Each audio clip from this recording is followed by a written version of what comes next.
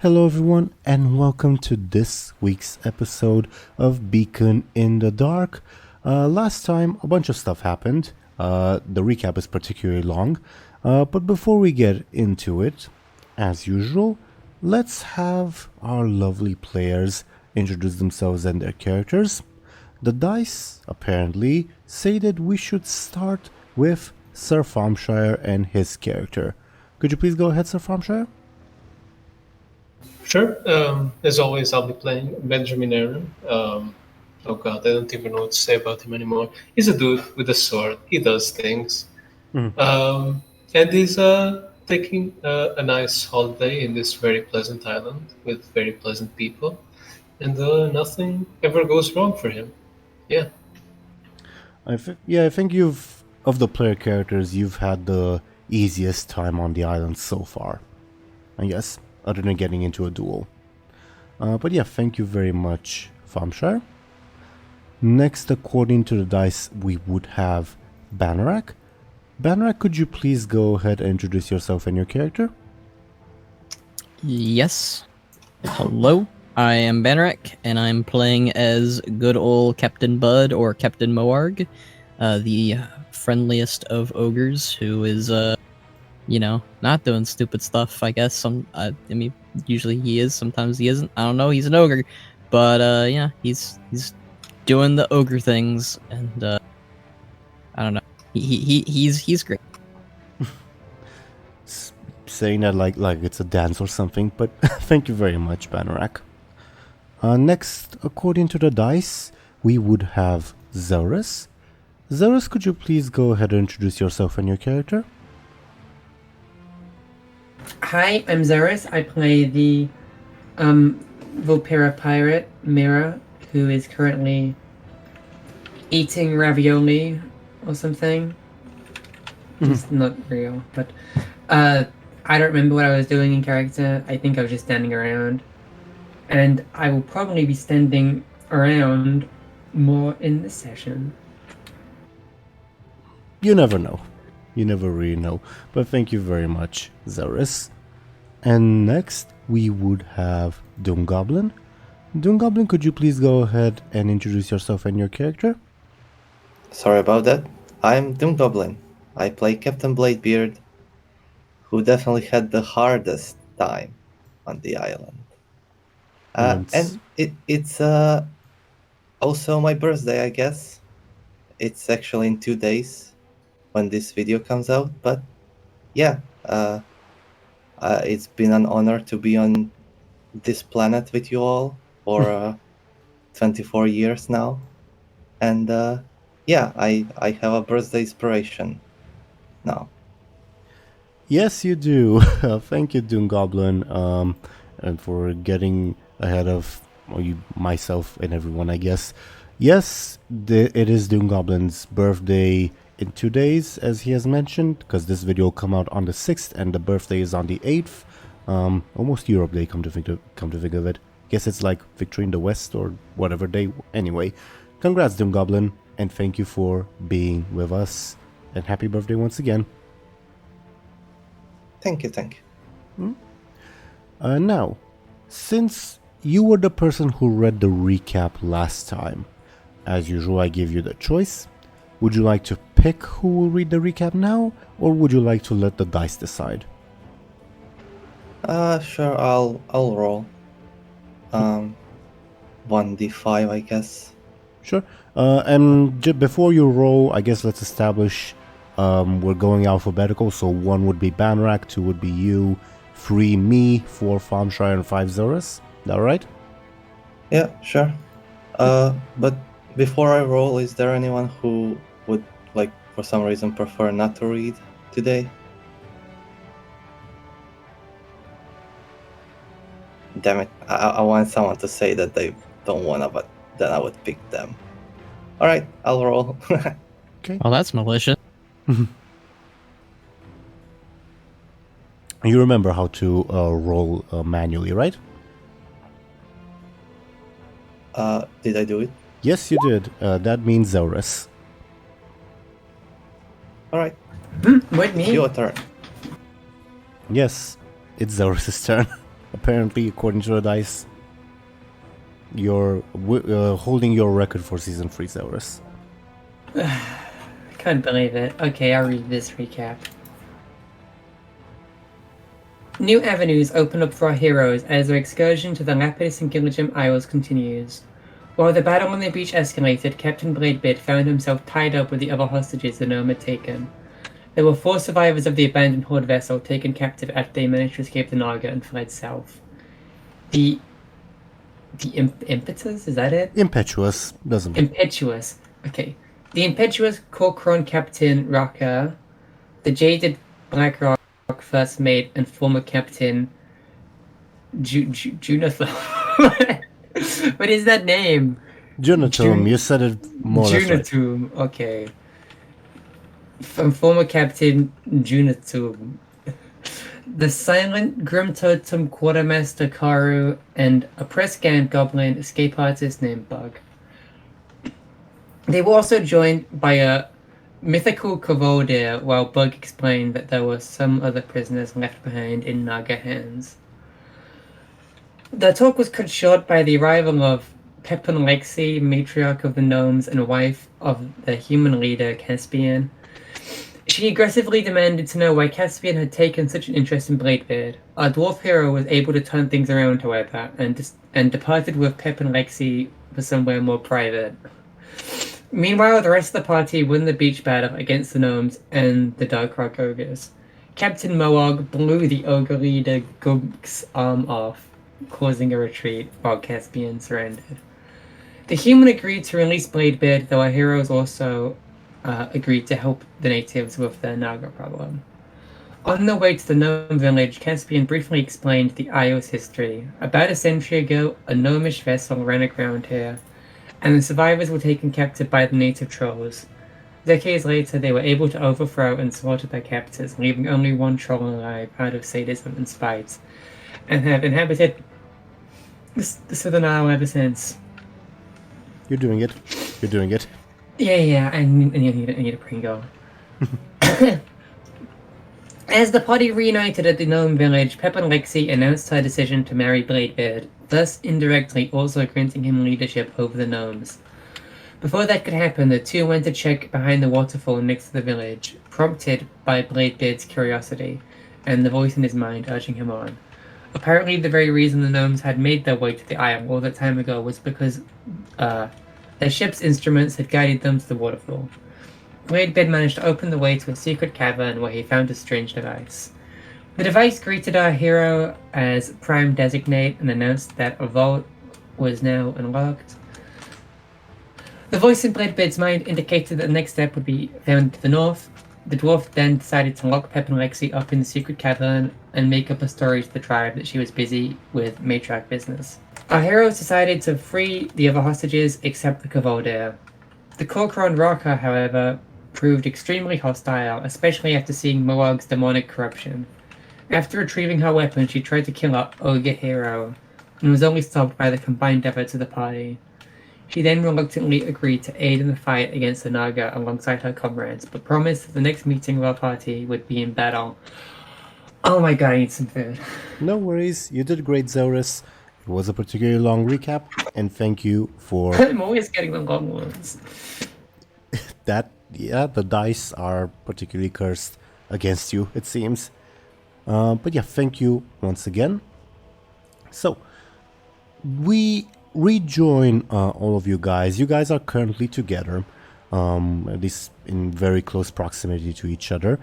The place where, at least, or I guess I should say the moment, the event where we last left off, rather, was the duo between Moog and Raka. Raka beating the crap out of Moog, but the rest of the party intervening, and you've knocked her, well, she surrendered pretty much, and as Zelris mentioned, she agreed to help you guys, sort of in a very antagonistic manner. But that is where we currently are, and like that's the precise moment more or less where we left off, was her agreeing to help, and also like walking away from you guys. So As she like gives you all the stink eye and walks away, I guess the like older orc would just shrug at you guys like, yeah, it's kind of to be expected, and he would then rejoin the captain alongside the Tauren. The goblin bug though is hiding behind Bladebeard because he does not want to like fight with the side that conscripted him, for lack of a better term. So I guess the floor is yours. Also, I guess a small reminder, Zelris is there. Kind of forgot about her last session, but she's there in the background. So if you want to like talk to her or something, yeah. Other than that, the floor is currently yours. For a bit of further context, I think it's currently afternoon-ish, if that makes sense.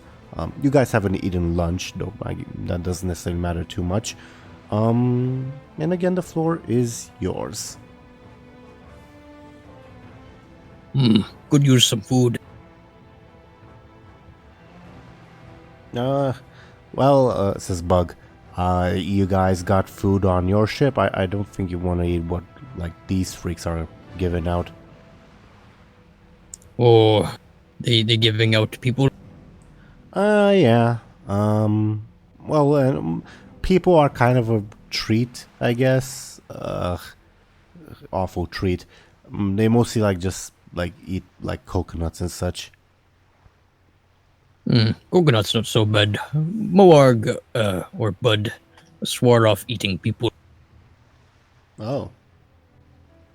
How'd that happen? You bothered friends. Don't want to make friends feel uncomfortable or sad. Bug looks at Bladebeard and says, I thought you've seen worse, pal. Sorry dude, can't really speak with you right now. I speak a language you can't understand. Gesundheit. What? Yeah. Above board, what language would that be in universe? It's again it's the language of like the native gnomes, which is again this.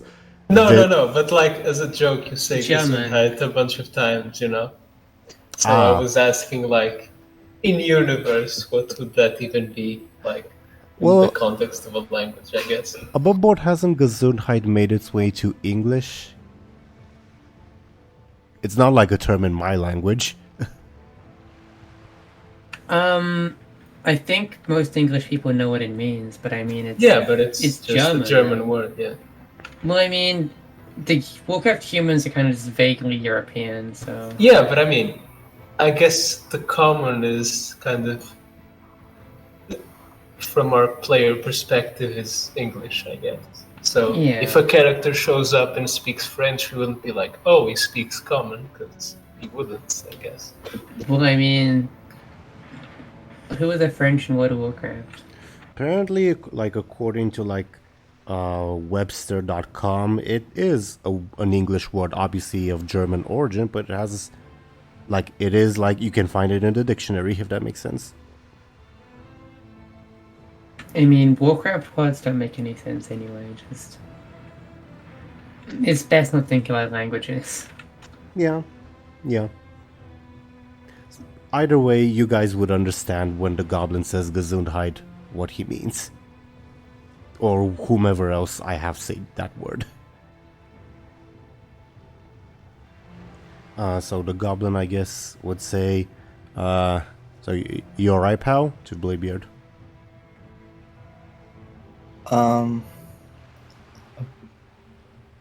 Bladebeard will use his hourglass and maybe, I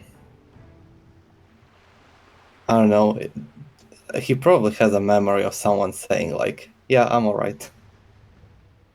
Sure. Yeah, that's definitely plausible. You can also like make up a memory, if that makes sense, because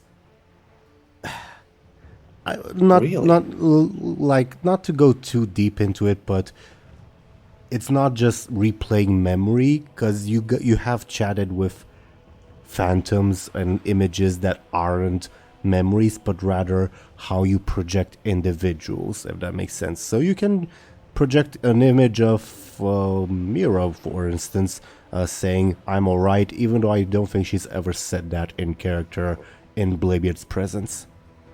Because you can imagine Mera saying that and like being in character for her, according to Bladebeard's perception of Mera, to like push this example to the extreme.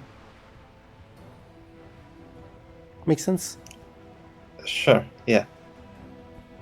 Yeah. Yeah. Yeah, you do that. Bug says, "Whoa, who's that?"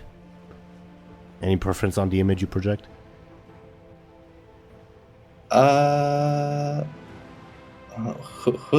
Who's a funny character we met? I don't know. The lawyer guy, Chisel. Sure. He says, "Whoa, who's that? And what is that?" Pointing at the hourglass. Bladebeard shrugs. Can I have it? Look at it, I mean.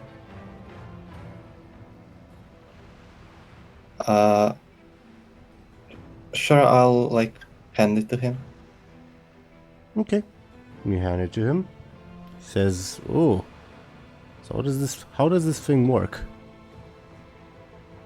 Shrug.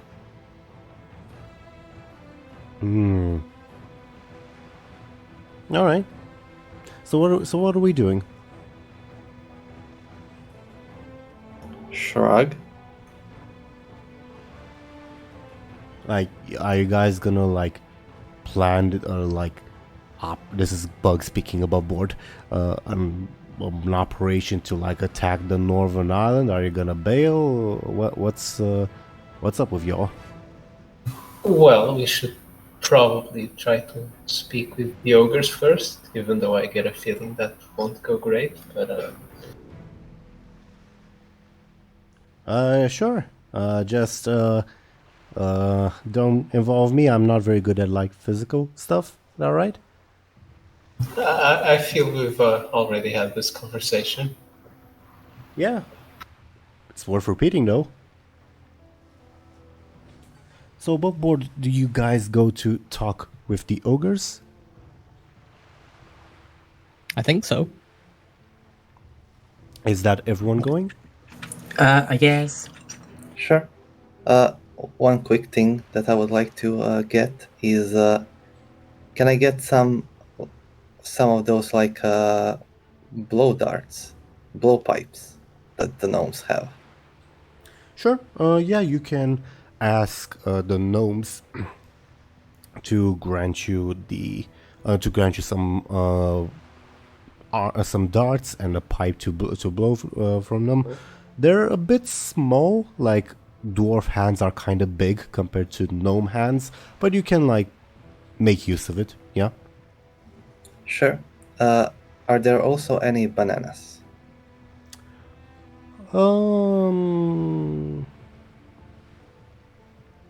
For the sake of it, sure. Yeah. Alright, I'll take a few of those as well.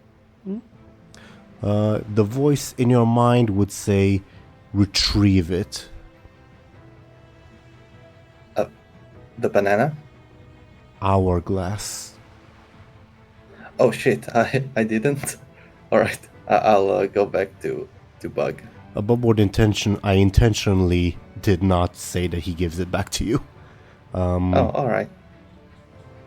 But I have to remind you because it's related to your stunt, and I can't take away your stunts from you.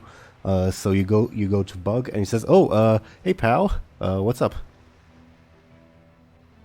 I don't know, extend my hand. Left or right above board? Right. He also extends his right hand to shake yours. Do I see the hourglass on him? Give me a careful, and I'll oppose with a sneaky. -1. Let me roll Bug sneaky. Let's see what he gets. It doesn't seem that it's on his person. Bladebeard will like take out a sword and Whoa, throw whoa, on the whoa, whoa, ground. whoa, whoa, whoa, whoa, whoa, whoa, whoa, whoa. He'll like draw an hourglass in the dirt. Yeah, it's real fancy, yeah. I extend my hand. Why looking at me like that? His eyes like shift around.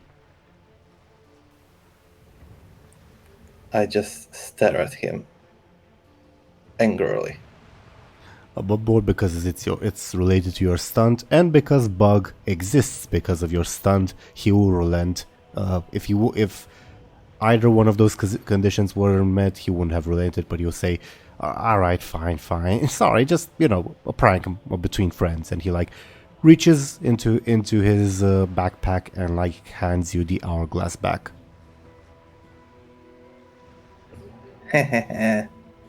Good prank. Yeah. You got any, any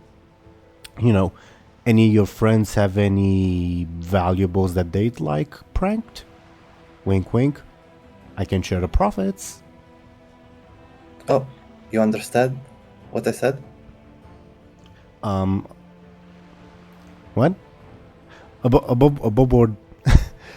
He didn't understand what you said, but he is the one who mentioned the word prank. That's why he's running with it.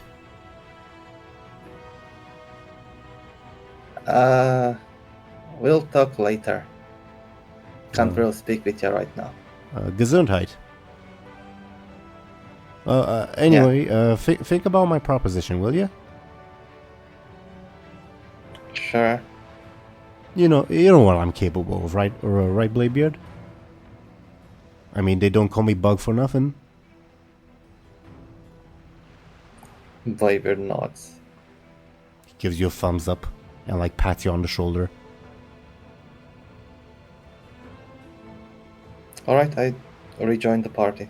And speaking of, as you guys are heading to the ogres, you will find, funnily enough, that the ogres are also heading in your direction, like the entire tribe, so to say. Would you ask Zelris to accompany you above board? Sure. Sure. Then you march on to to meet the ogres. They're basically how should I say this? You see, first of all, an ogre that you haven't met before that I will put on screen in a second, who looks kind of important. He's walking in front of the group. It is this lovely fellow that I'm putting on screen. Right behind him is the leader, Gunk, who is still cradling his like stump, and you think he's crying, but you're not entirely sure. And behind them are like the rest of the ogres, just like marching in, not formation, like the opposite of formation, a ragtag, just to like join their leaders. And the one-eyed ogre walks up to you and like looks at Bud and says, "You who did this to husband?" Yes, I did. He like looks at Gunk and says, "That would mean thing to do." Well, he was being mean to my friends, so that's what he gets. Was she strong? Did he fight good? Well, I fight good. He's asking if the two-headed ogre fought quote unquote good. Oh, he fought pretty well, I think. Not well enough. And he turns to the two-headed ogre and with one motion rips one of its heads off, and then with the other hand rips the other head off. And then he turns to you and says, "I thank you for the opportunity to lead the tribe. He was quite a bore, as you can see."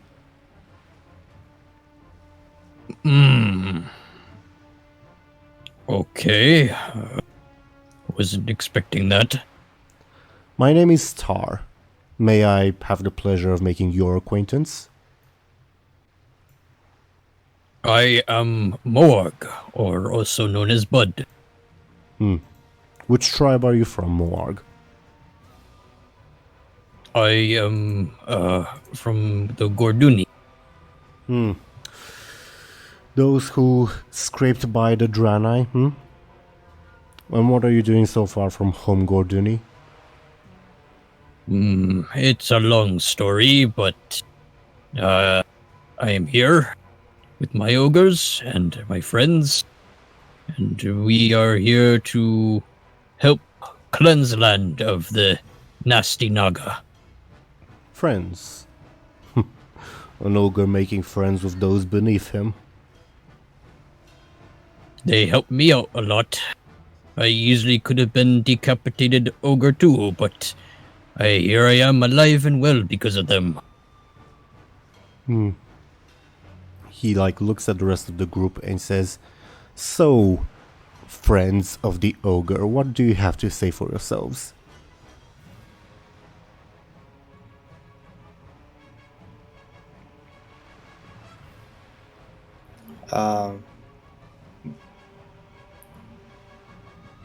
Ahoy. How did weaklings such as you come to befriend an ogre of all things, He then looks at Morg. Have you no pride?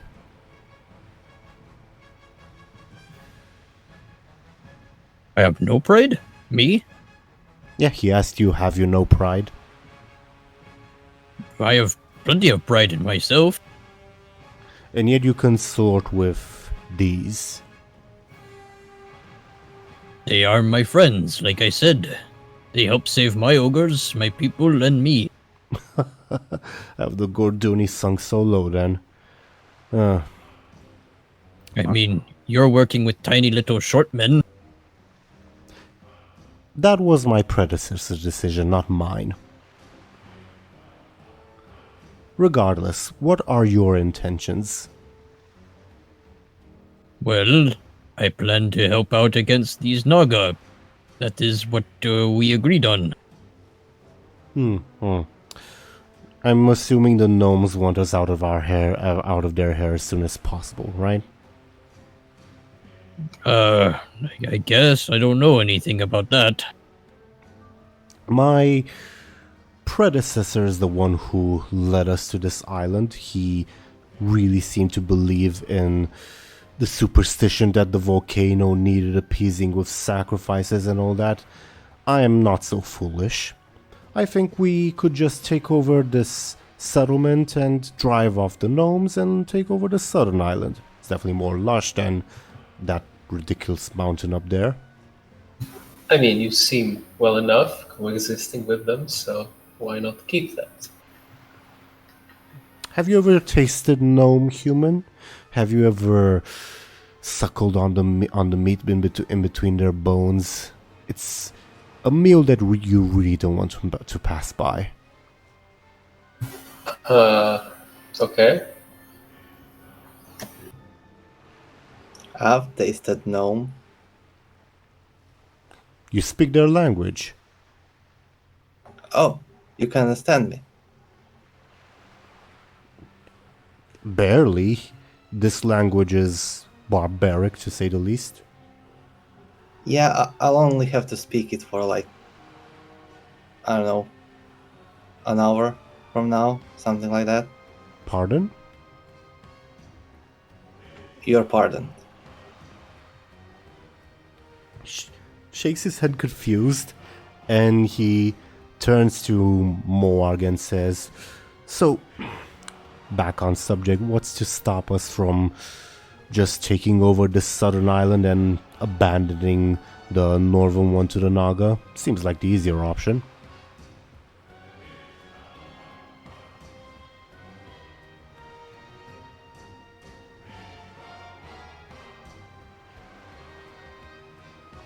Banrak?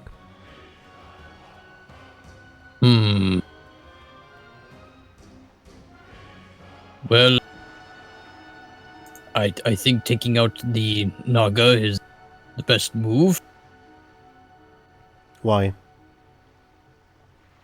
Well, they are a threat to everyone here, and they are Naga. They are enemy to all at sea. True, but if we leave them well enough alone, who's to say that they won't just depart or, I don't know, occupy the northern island and be about their business while we thrive on the southern island snacking on gnomish meat?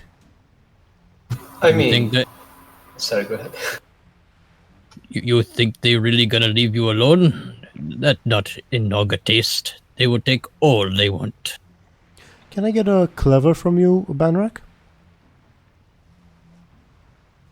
Oh, You got a 0. Okay.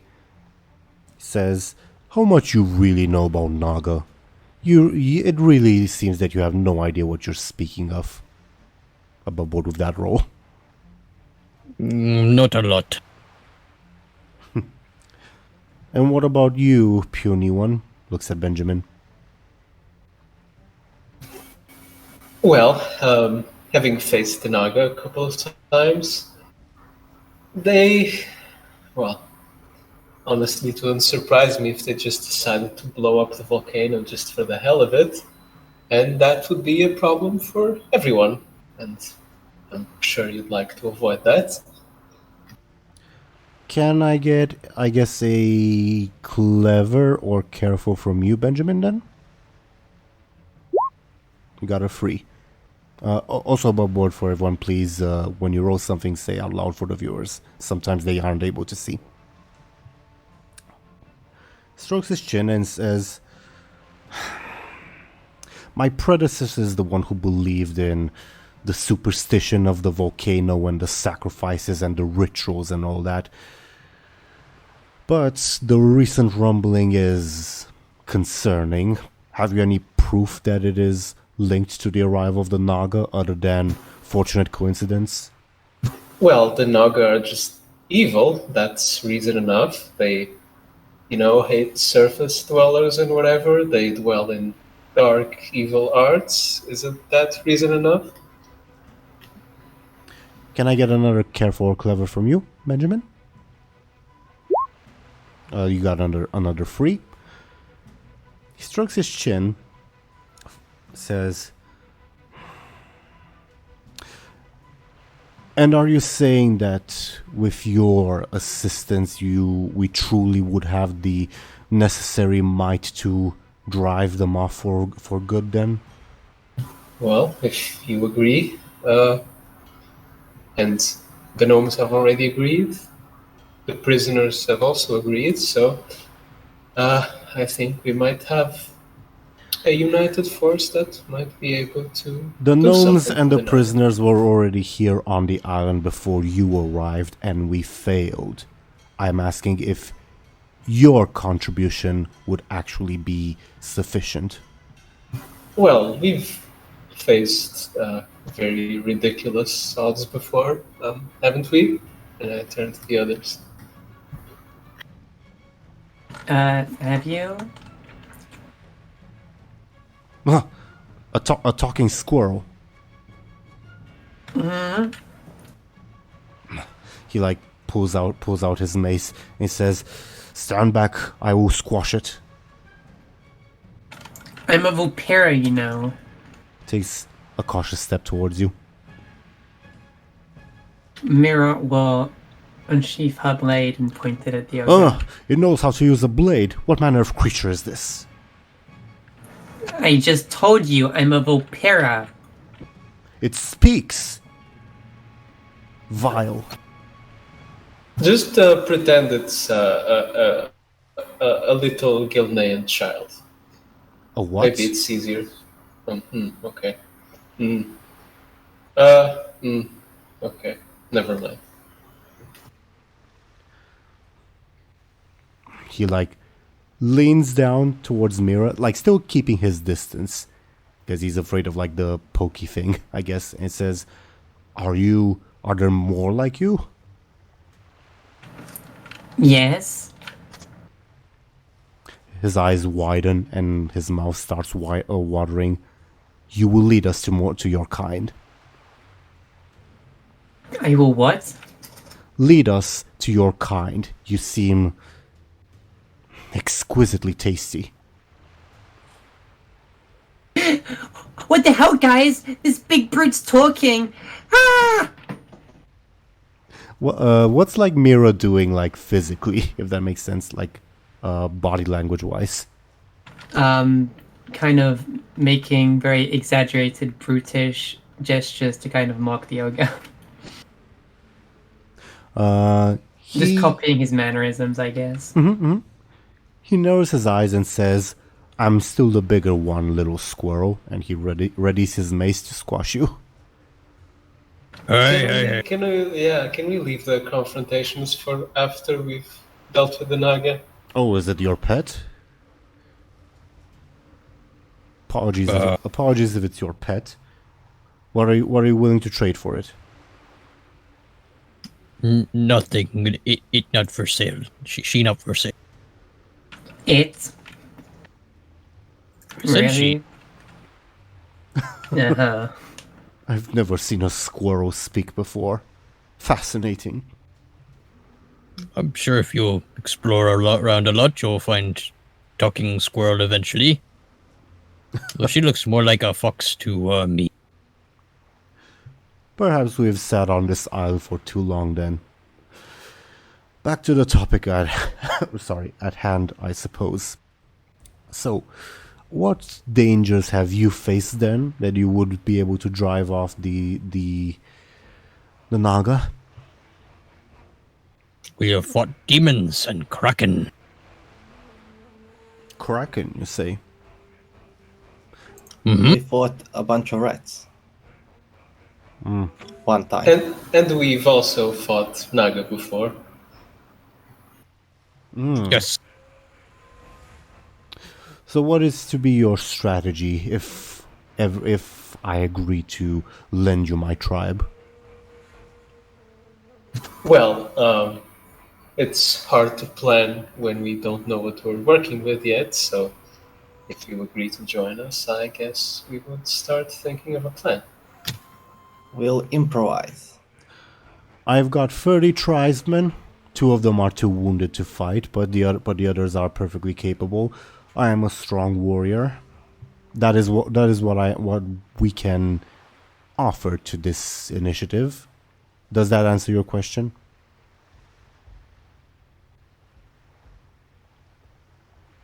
It does, yes. So, I am still not quite convinced. I wanna compel Bud.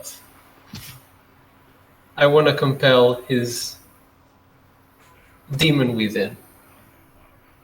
Demon within. Wow. Yeah. The Fell Lord has been kind of bored lately, and he's kind of a military dude, probably of a certain rank. So he's like, okay, I'll play around for a bit. I enjoy a good fight. Maybe I can,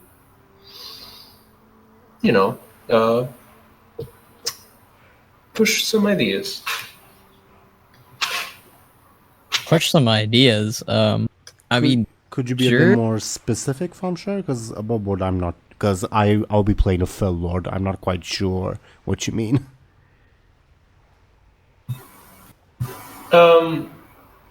Like in the military sense, I guess.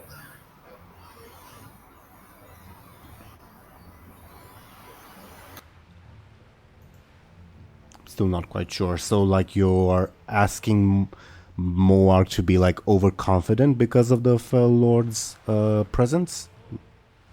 Yeah, something of the sort. Like, Bud would think, "Oh, this guy knows what he's talking about." So, he's probably right about this. I don't know, something like that. Okay.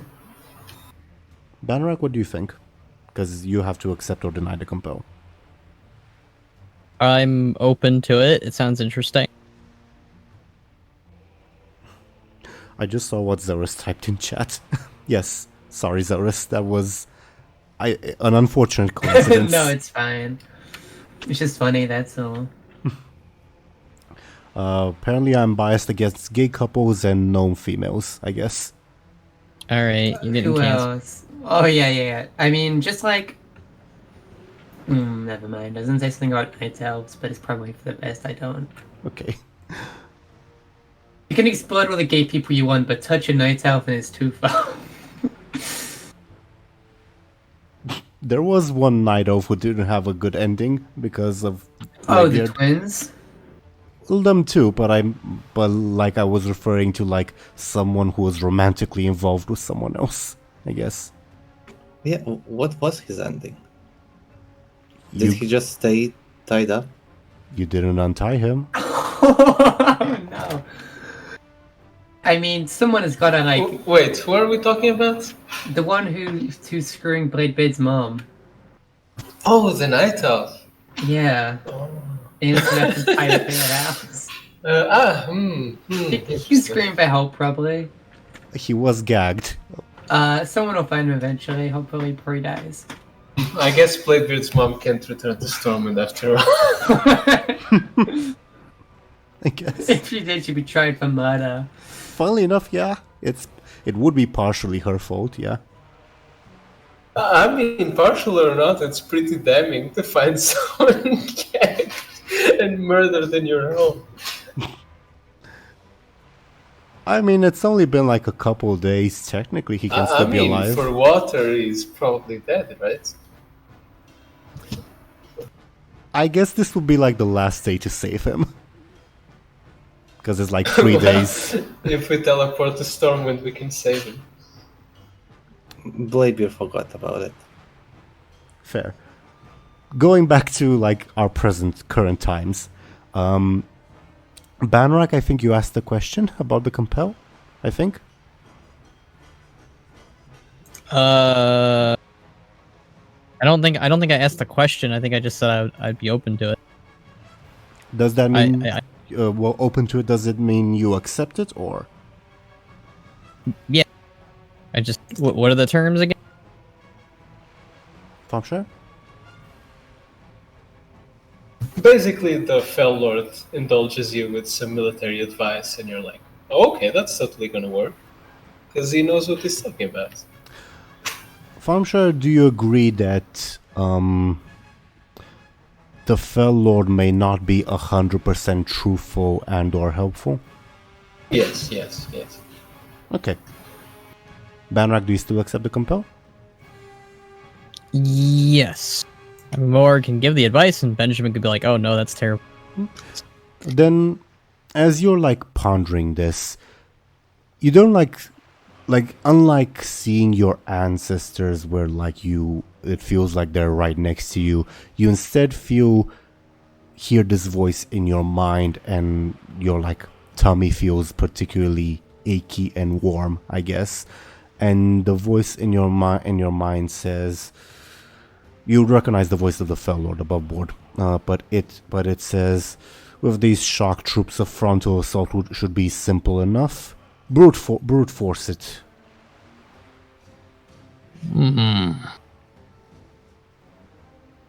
Those serpents wouldn't stand a chance against the might of giant warriors. Don't you agree? That does sound true. With the strength, our strength and your strength, especially of the ogres, we could break the Naga apart with our brute strength. The Tar, the ogre, would reply, us alone have already failed. What do you have your own ogres to fight? We do, and you also have me and my cannon, and you'll see what my cannon can do. Oh, you're not joking. Interesting. Yes, perhaps, with greater strength in numbers, but do you intend to charge all the way up to the mountaintop? Is that where the Naga all are? They, as far as we know, occupy the entire island. I presume they would occupy the summit as well. Is the one most magically significant place on the island. Not that I particularly know much about magic. Well, we promised to drive them out, so yeah. You really are confident, aren't you? We've dealt with a lot worse, mostly demons, but yeah, I'd say we got this.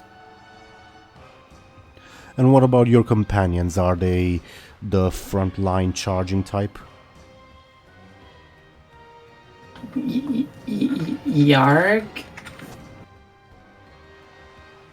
You'd Well, be- I am. that one would be useful as bait at the very least. Points at Mera. I honestly think we should handle this with two approaches. I think we should have a group engage in a big battle and try to draw away as many forces as they can, while a smaller and more skilled strike group will take out their leadership. But human, why didn't we use 5 approaches? I'm not sure what you mean. Or 6? You also forget that the Naga aren't just based on land. We can't exactly jump into the water to hold them off there. We risk being surrounded, human.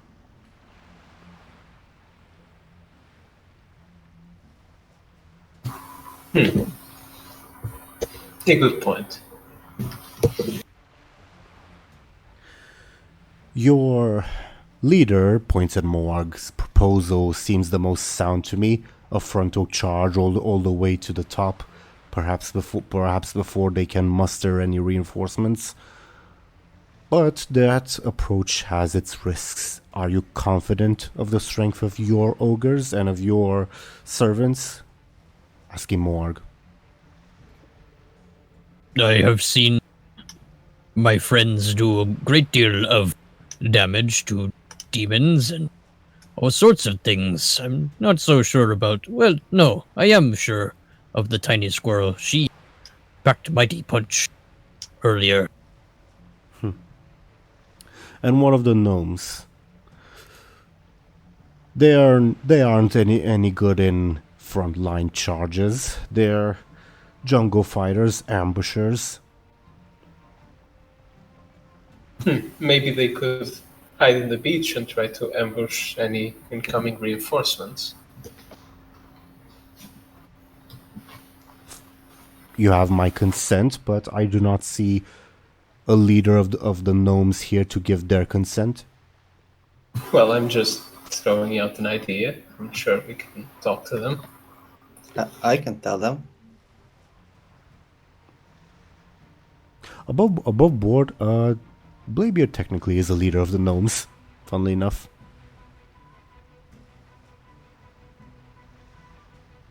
Can you guys hear me?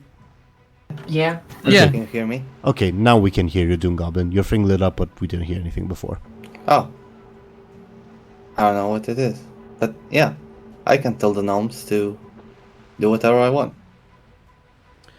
Are you their matriarch's new fancy, I'm guessing? Sure. Until I get... What's the word I'm looking for? Sorry, I'm brain farting. Until I'm assured of that the gnomes will do as they say, I'm reluctant to commit my own ogres.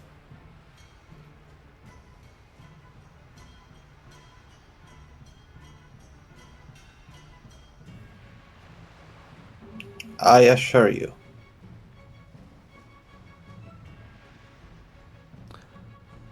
Well, then prove it. It's just your first day on the island. Can you truly prove that you speak with enough authority for this entire tribe? Yes, they gave me blow darts and bananas. He fiddles in his backpack and pulls out also some blow darts and bananas and puts them back in his backpack. Oh, so they like it too? That does not mean I am their leader. Oh, but I am. He looks at Moarg and says, "Does this creature speak truth?" They seem to listen to him, so yeah. And what of your own people? I assume your ship has a crew. What role should they play in this endeavor? That is also up to the dwarf to decide. He is their leader as well. Then and I'm guessing you take orders from him. That is truly pathetic, even for the Gorduni. I don't really take orders from him. I get advice and I am his friend. But I am my own leader. It does not sound like it to me. Well, your ears are on your head. My ears are on mine. He sighs and then reluctantly turns to Bladebeard again and says, "Fine then, so what will your ship's crew do then?"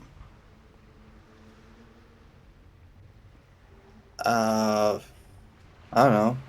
I can bring some of them with us to fight. Some against an entire offensive of Naga. You know, you talk a lot. Why don't we just charge in and fight already? A lot of fancy words for an ogre. Then I look forward to seeing you charge ahead, and after your attack has failed, I will happily collect your bones and feast on the remains. So you are a coward. You're a coward. I am pragmatic. I don't know what that means.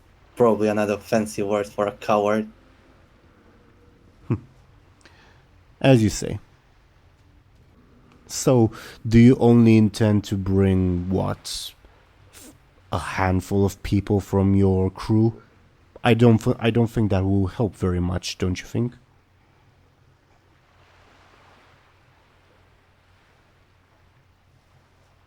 You talking to me? Yeah, he's looking at you. I don't know if you heard everything I said, because I'm kind of dying over here. Yeah, I heard it. I don't know. I'll bring whoever wants to come. So you don't even speak with authority. He then looks to Moarg and says, "I will give you until tomorrow to assure me that you can truly muster a sufficient force to aid." He says this to Moarg, not to Bladebeard. "If you do not agree until then me and my tribe shall simply take over the southern island as I promised."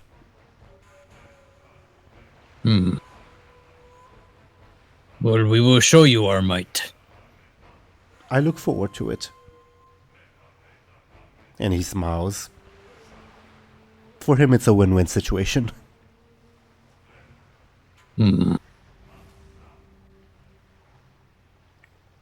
So, thank you once again for getting rid of my foolish predecessor.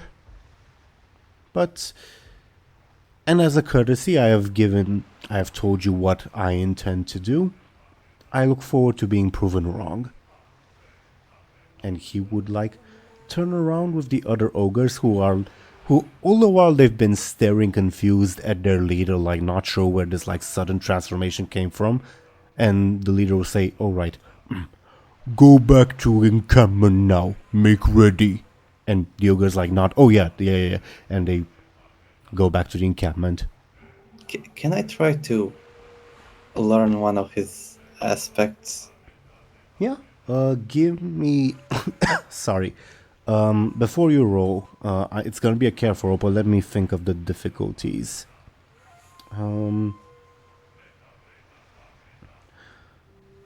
Yeah, I guess it'll be difficulty 2 to learn either his tertiary or his high concept, and 4 to learn his trouble. Sure. Sorry, that was clever. I was supposed to roll careful, Yes, right? yes. Careful, please. It's the same. -1. Ogre big. So that's his high concept, right? And Bladebeard's mine, sure. And Alright. I'll allow you to waste fate points on it. It won't do anything though. Alright. But yeah. Tar would depart with the rest of the ogres, going back to their little section of the gnomish settlement, where, as I mentioned, they will wait until tomorrow for this like display of strength from you guys, and if it doesn't come, then they're just gonna eat the gnomes and like take over the southern island. Again, for them it's a win-win. Sevrith, who I guess has just been like behind you guys this entire time, says, sorry, I'm not a very good negotiator. I thought it was best that I not say anything. Talking with ogres is, different.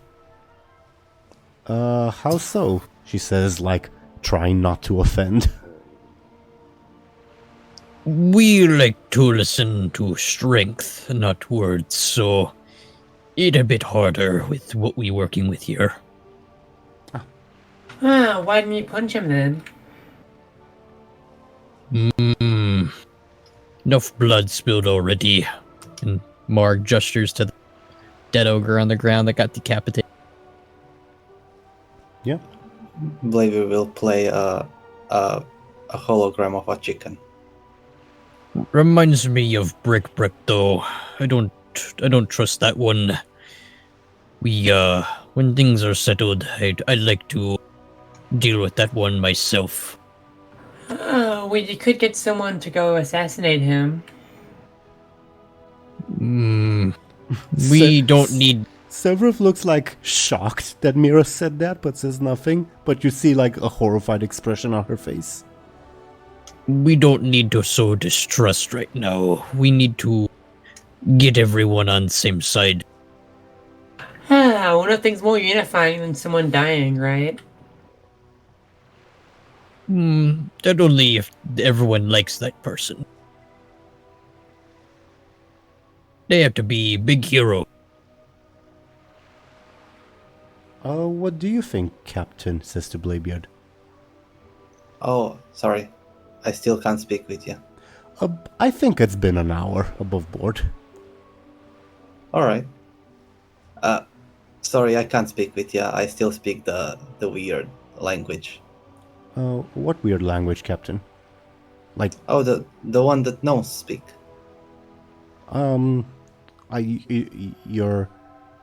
She looks confused and then looks at, I guess Benjamin would be closest, like, for clarification, I guess. Oh, you're back to normal. Oh, you can understand me? Yes. Alright. Tell me what I just said. Tell me what you just said. Yeah. So, Captain, so what are we doing? Oh, so you can't understand me yet. Shame. What? I'm. If you're on WoW, Captain, I can ask Zihara to take over. No need for that. I'm the captain. He's just the first mate. Yeah, and yeah, the first mate's job is to take over if the captain is indisposed. So, are you indisposed? No, Okay. I'm here. So what are we doing? We are going to be taking that orc ship. Why? Because it's cool. It's bigger than ours, and probably has cannons. Will we need cannons? I can always use cannon. You always need cannons. How do you think we'll fight in ships if we don't have cannons? We're not pirates, Miss Mera, was it? With pirates. I respectfully decline. Yeah, don't worry about it. We'll worry about it later. We just need to get that ship. If that's definitely that's your prerogative, Captain. I will admit I'm not experienced with sailing one of those. It looks a bit more sluggish than the Good Fortune. We'll get used to it. I had never sailed that kind of ship before either. Okay. But back to the situation at hand. What's like the more immediate plan? Or we kill all the Naga, or I don't know, make a deal with them, and we take the ship. Okay. Are we doing it with the ogres and the gnomes, or are we doing it by ourselves? I don't know. I think Bud failed to convince the ogres to join. I didn't fail. We just need to show them that we are strong, and we need to show them our armies. Well, did you succeed? We're going to succeed. We just need to get them to see our strength. Sounds like a failure to me. Do you want me to go sell you over to them? You wouldn't do that. I don't but think that's very nice, Mr. Morg. Was she not being very nice either, so...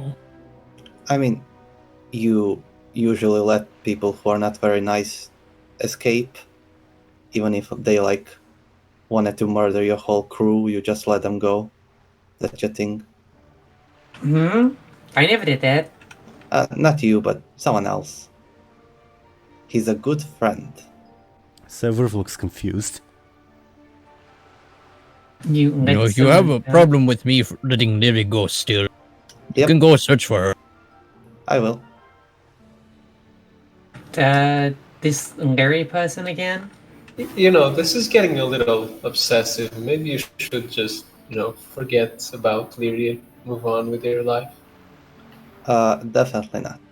Wait, when did this Lyri person kill your crew? Don't you have a full crew now? She never did. She kind of wanted to kill everyone and herself because she's insane and evil. And then we She stopped never her. did, says Severus. But she wanted to. No, she did not. Well, she did tell me she wanted to be fair. This is I old shouldn't have brought news. this up.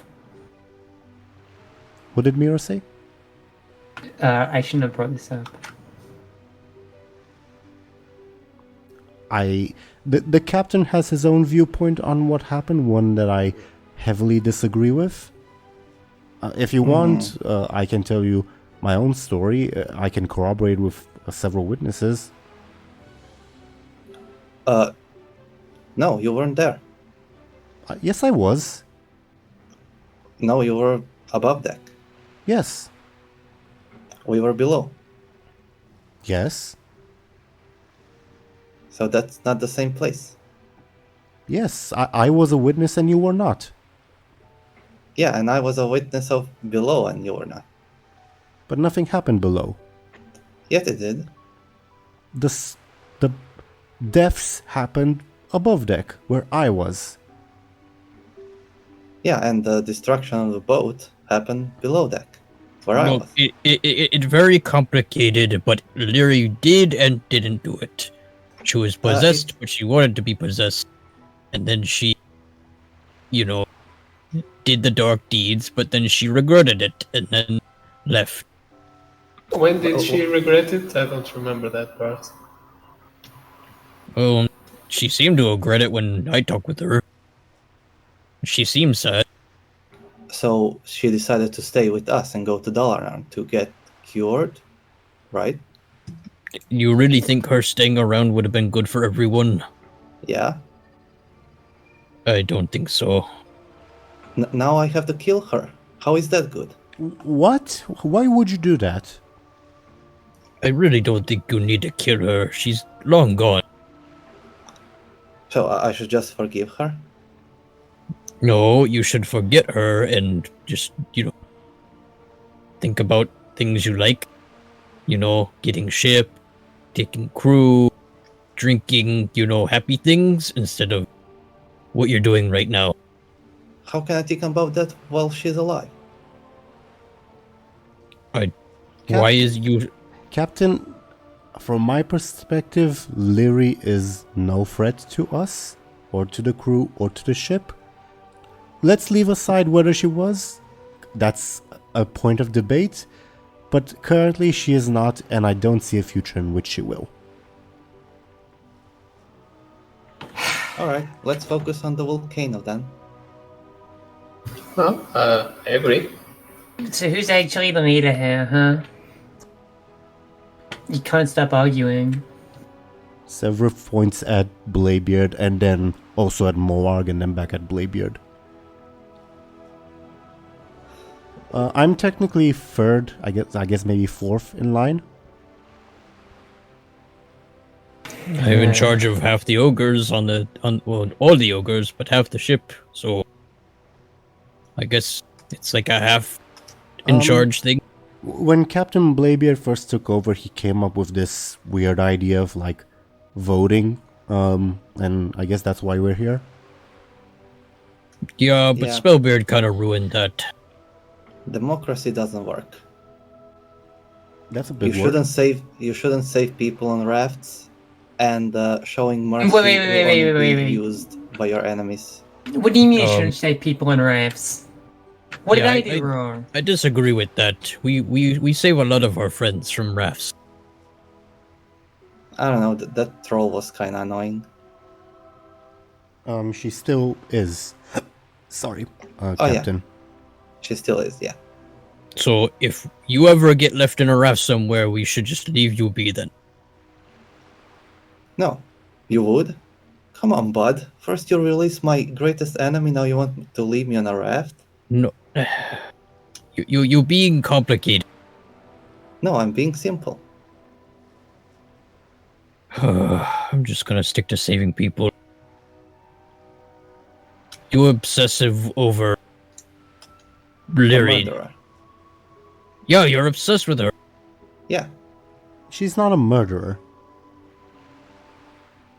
I mean, she kind of is, but I mean, that's what Lyri has kind of been for a while. yep, If she's a murderer, then I'm a murderer, more so than her. yeah. I don't know if you should take that big of a leap. I mean, Lyri has killed a lot of people. I literally stabbed 5 people that day. Shot 2 of them too. I don't think it's okay. Look, Lyri has done a lot more than 5, but let's not make that a thing. Oh. You guys done arguing yet? Probably not. If this Larry person's so important, then where are they right now? Yes, where are they? On Outlands. What? Yeah, Bud let her escape on Outland. She's with her Yeah, stepmama. Yeah, her stepmom kind of teleported in out of nowhere, grabbed her, and left. This is a She's wild probably story. with that Roy guy, training to become the greatest shadow wizard ever. Right. This guy's our captain, really? Well, I mean, she looks at Mera. Technically, you can pledge loyalty to Captain Moarg. He runs half the ship. I pledge loyalty to Captain Moarg. Mera kind of steps okay. behind Bud. Welcome to half the crew.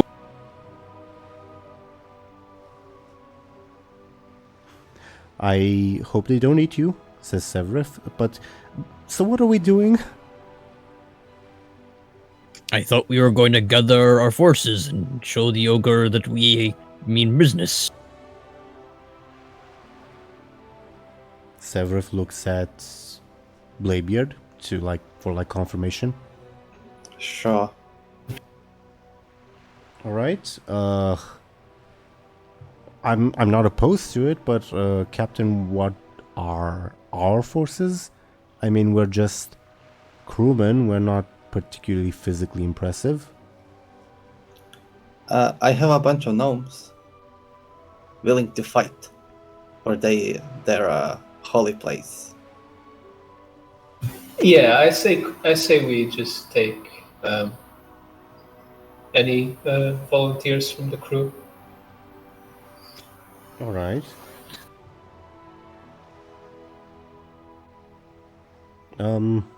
I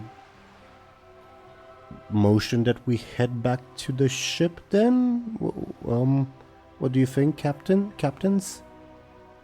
Sure. That sounds like a good idea to me. Sure. Above board, so above board you guys head back to the Good Fortune, right? Yeah. On the way there, Severus would like... Does Bud have sleeves? Yeah, I guess he does. She'd like tug at Bud's sleeves for a little bit, to like talk in private while you guys are walking. Hello. So what happened with Miss Lyri? Like with her going away and all that? Oh, well, she wanted to leave because things were getting really dicey and bad. She gestures to Bladebeard.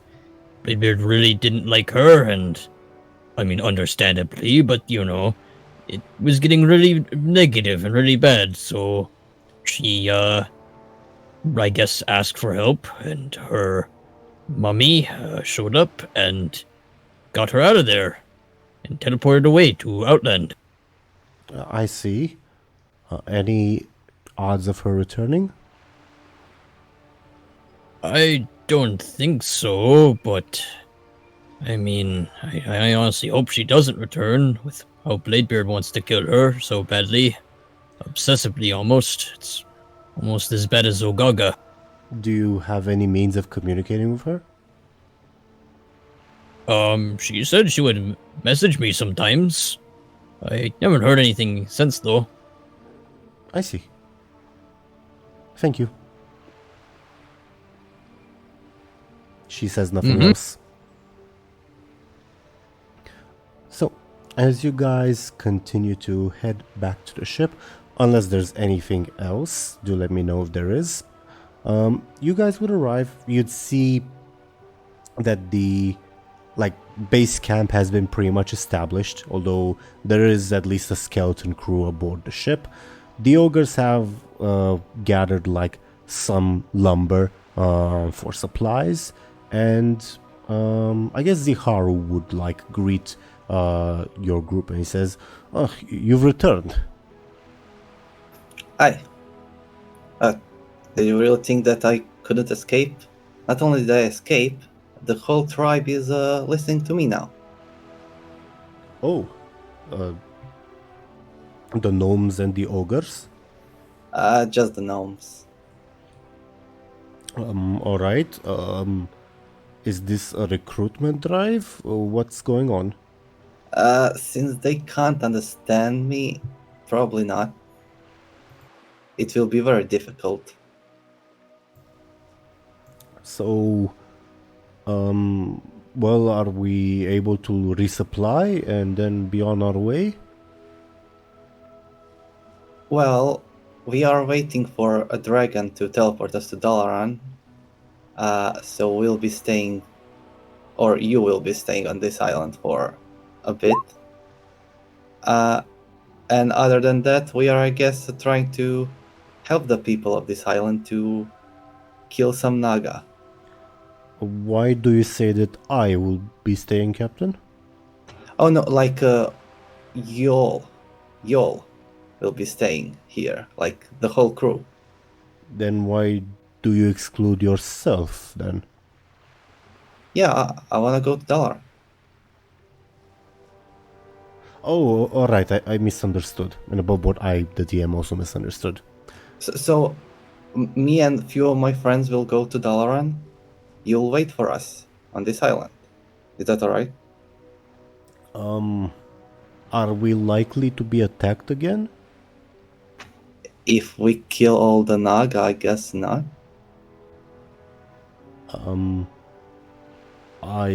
We are not soldiers, Captain. What do you propose? I guess we'll be raiding the Naga volcano soon, so if anyone wants to join, they can. And if we all die and never return, I guess you can leave the island.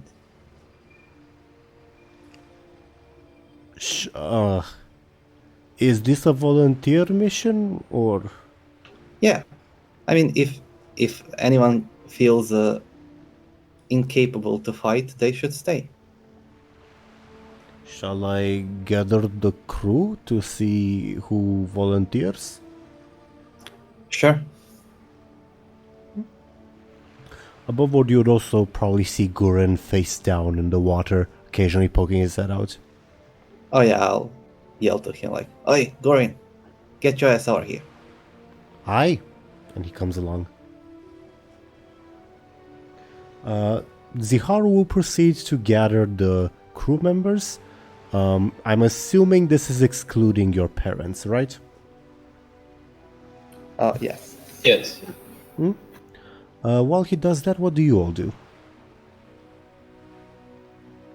I guess Benjamin just waits around. So does Mera. Sure. Then, after like 10-ish minutes, Zihar will have gathered all the crew members, and they await their captain's instruction. Alright, everyone. Today we are going on an adventure.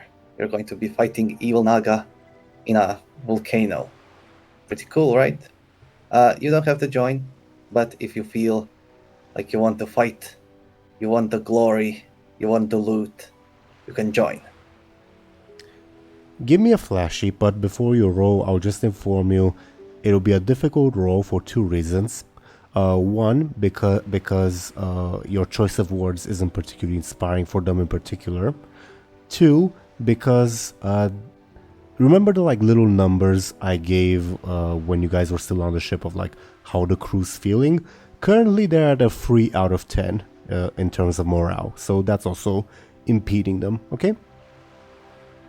So give me a flashy then, please. 2. The crewmen exchange looks, and I think after a while nobody like comes forward, and then maybe a particularly young swabby walks up and says, "I'll join you, Captain." Aha! You're a brave man. What's your name? Smith. Smith? Snint. I am very, very ill. Sorry. Can that be his name? Sorry? Can that actually be his name? Smint? Okay. Mint. Alright, lad. Sure. You can join us. I think then aboard, what's her name? Linda will also walk forward and say, "Well, can't leave you to go on your lonesome, Captain." I mean, you can, but thank you for joining. And I think at the end of the day, maybe 3 or 4 more people at most would join. Damn. I guess, can I get a careful from you to see if you notice something? From me? Yes. 1. Okay. Carry on. Yeah, you above board, you have in total like 5 people, one of whom is Linda Krem, that is willing to join you. I'll move her little thingy, I guess, to the down side of the map. Also Gorin. All right.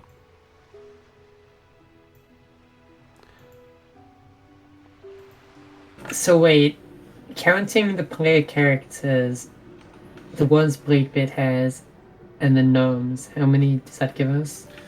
So, like, in terms of numbers, there's like 30-ish ogres. You don't really have like a head count of the gnomes, probably close to 100 or around that number. You don't know how many Naga there are. Crewmen, there are like 30 people, like non-ogres on the Good Fortune, and like 5 have agreed to join you guys, so that's 4 plus 5, 9. And there's like 18 or 19 ogres aboard the Good Fortune. Does that answer your question? Yeah. But on that note, Moarg has not spoken with his ogres.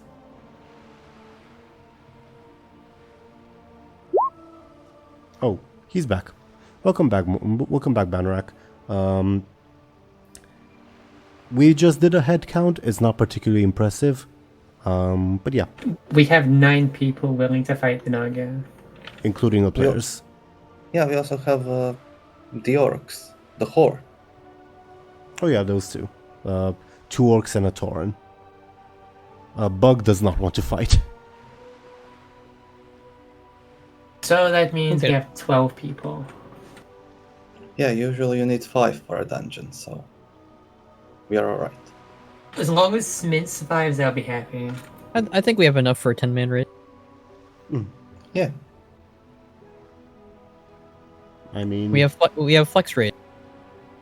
I mean, It is Mr. Pandara, you are right. sure.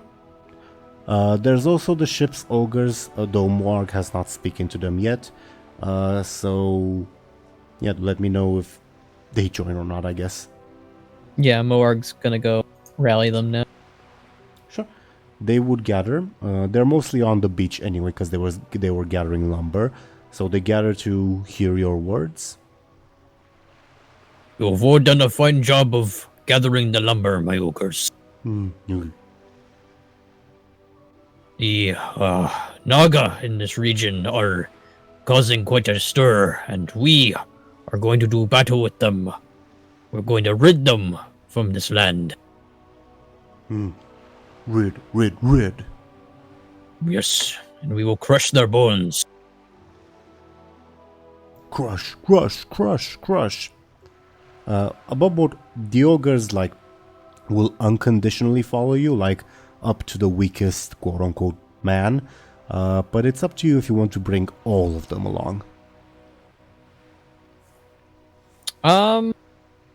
He'll see all the ones that are able, and like he'll test their conditions. I'd say, like, I think Moarg would definitely like make sure they're healthy, or ones that can't really do battle or can't fight. I'm sure he might know. They're all healthy-ish, and like ready to fight. The weakest one would be Chef Clunk, because he was particularly badly treated when they were imprisoned, and he was never the fighter type anyway. Yeah, I was gonna say that's probably the only one Moarg would probably be like, you can sit this one out. He would give a nod, look slightly disappointed but understanding. Even though he's not a fighter, he's still an ogre and thus likes to smash. Yeah. You can supply us with a mighty feast when we come back in victory. Yes. Eat talking squirrel for feast, yes. Ready seafood. We will feast Naga. He gives a thoughtful nod. So yeah, at sort of the end of the day, proverbially, there's all but one of the ogres, 5-ish crewmen, and you guys from the, like, Good Fortune people.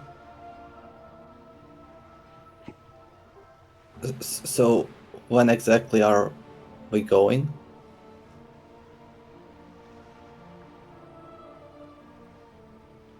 Is he asking Moarg? Anyone willing to answer? Above board, the sun is currently setting. I Should we guess. go? I guess Ziharu maybe would say maybe we should get some rest for the night. We have just been in a battle and we've been gathering resources. Do Nagas see in the dark? I mean, they live in the depths of the sea. Yeah, then I'm not a big fan of attacking them at night.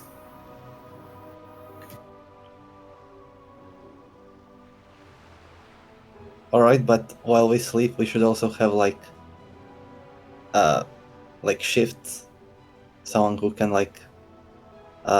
pay attention in case Naga attack us first. Seems wise, Captain.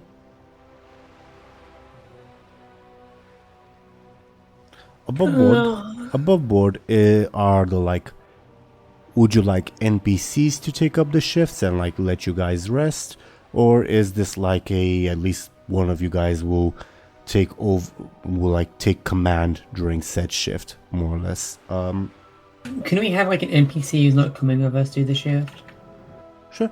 Above board, if something were to happen, the NPC will probably wake all of you up. So, yeah. I feel like we should get Severith to do one of the shifts.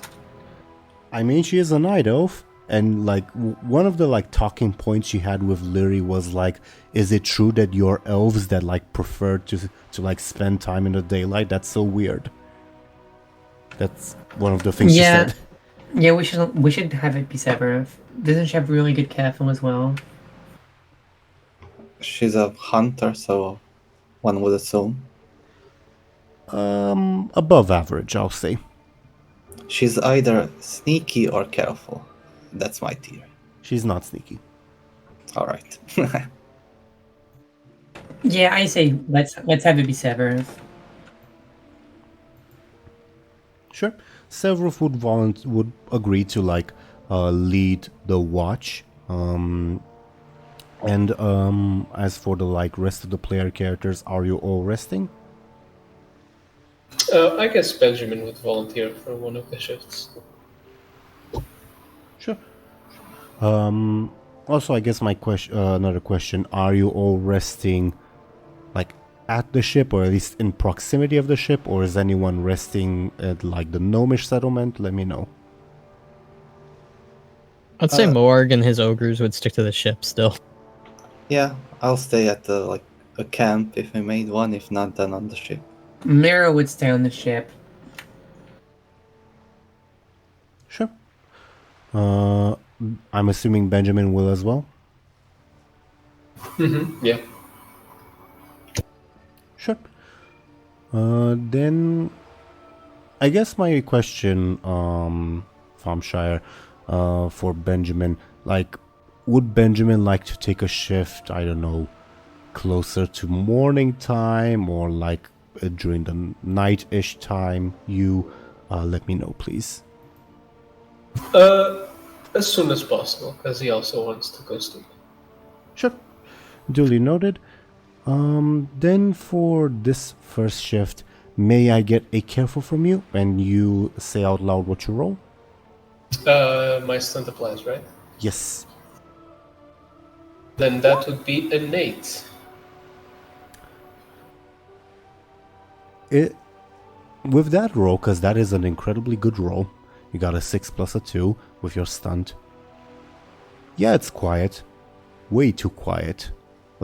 You'd expect an ambush from the Naga, but at night that is, but nothing's happening. It's almost like they're waiting for something.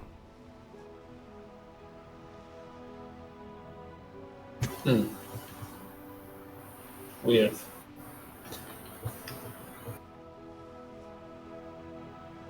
Because you got a very good roll. Do let me know if you have any questions that you'd like me to answer. Could you repeat what you said? Again, it's quiet, too quiet. You would, again, probably expect the Naga to make a nighttime attack, given in mind what Bladebeard said that they probably see well in the dark, and that you guys are more or less vulnerable because you're exposed to the sea. But you don't see any signs of a potential attack, and the thought passes in Benjamin's mind that maybe they're waiting for something. Crosses Benjamin's mind, rather. Then I don't think I have any questions in particular. Sure. Anything you'd like to do during your shift, or shall we see what happens during Severus' watch? We can go ahead. Benjamin will just go to sleep with this very awful feeling. Sure. Give me a second, because I don't know Severus careful off the top of my head, and I need to check. Humdidum, if only the thing. Okay. Okay. I'm gonna roll in a bit. Let's see what she gets.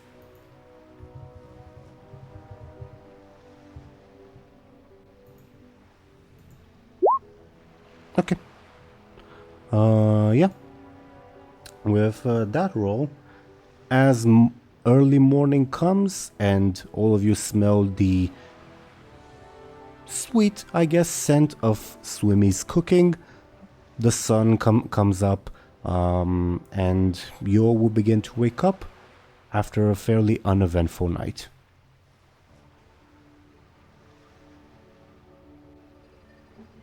Good morning, everyone.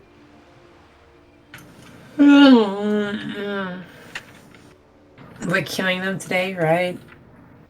Severus walks up to your group and says, "Good morning. Yeah, nothing happened during the watch." Which is very strange.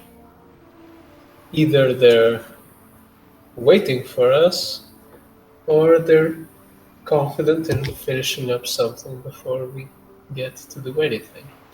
I mean, do they even know we're here?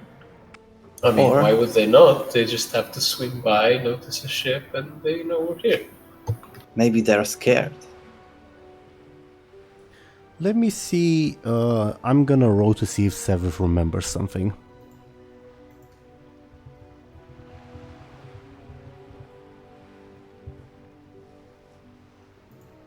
Let's see what the dice say.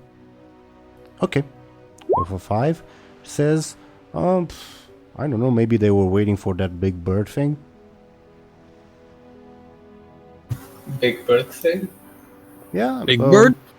Yeah, while I was on watch, I saw a pretty big bird. I think it was a bird. Something flying. Came from the south and like... it was nighttime, I couldn't really tell. Okay. Was it a bird or a dragon? Or a plane. I don't really know what a dragon looks like. It was big and flying.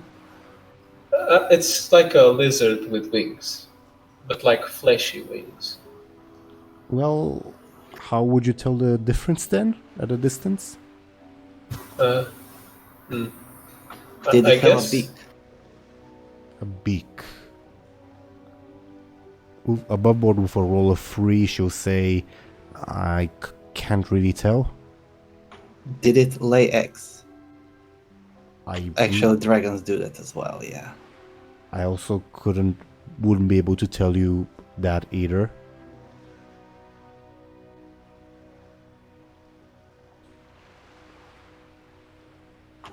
Well, I guess we have a big bird to deal with. Or Or a dragon. Is that a concern?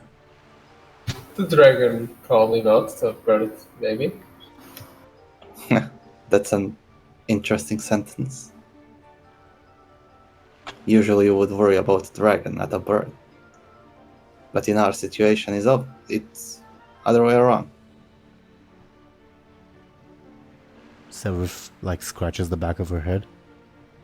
Nothing else to report.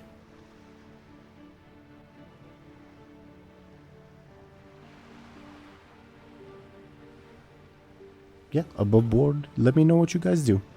Swimmy would hand all of you except Bud bowls. Chef Clunk would hand Bud a bowl, an exaggeratedly large bowl of food.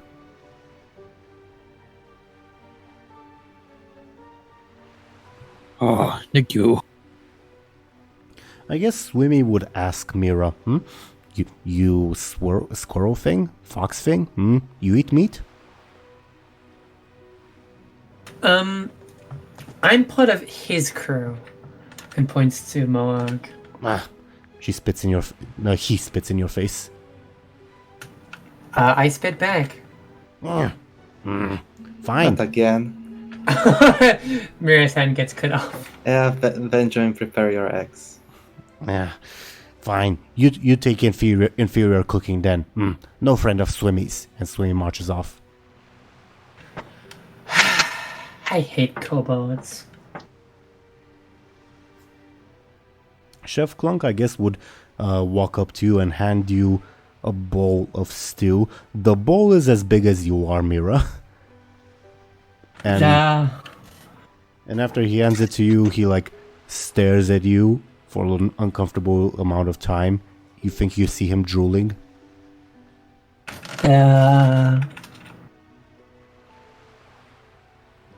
Mera kind of gestures him to take the bowl back. Not hungry, not hungry. Chef Clunk turns to Morg and says, Morg, this one need food. Need to fatten up, or else no taste good. Oh, no. You don't eat that one. That one not tasty.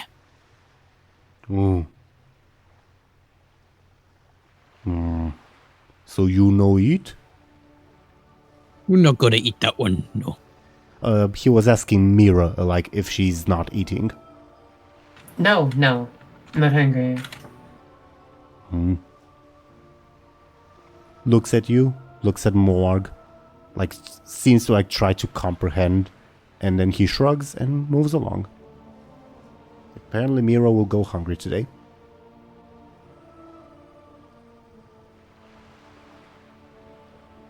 Yeah. Do let me know what you guys do. I vote we skip to the fight. Well, there's a couple steps to take care of before any potential fight. I vote aye. Like, are you gonna, like, talk to, like, the Dark Rock Ogres to show off, like, hey, yeah, we've got a military force, you don't need to, like, slaughter the gnomes? Probably should do that. I mean, they have like 30 ogres and we have like, what, 19, 18? Plus yourselves. Okay, we have about 30 and they have about 30, I'd say. Like, just rounding it up. There's also, like, 100-ish gnomes that you can do whatever you want with them. Can we eat them? Can you what them, sorry? Eat. I mean, that's what the ogres would like to do. Maybe they aren't wrong. Again, the ball is in your court. I say we check on the ogres first. That is Mera / Zelris' vote. What about everyone else? Yeah, sure. Thompshire, Banrak? Sure. I'm guessing you're going with, like, your informal war party, if that makes sense. Right? Yeah. Yeah. Sure. Then you would go to the gnomish settlement. You see there's a bit of agitation going on. And as you approach, the ogres, you would see them in their, like, little corners still. It seems that, like, Tar is, like, saying something to them. But, sorry. The gnomes, they're, like, gathered around, and it seems that Caspian is giving them, like, a speech about something.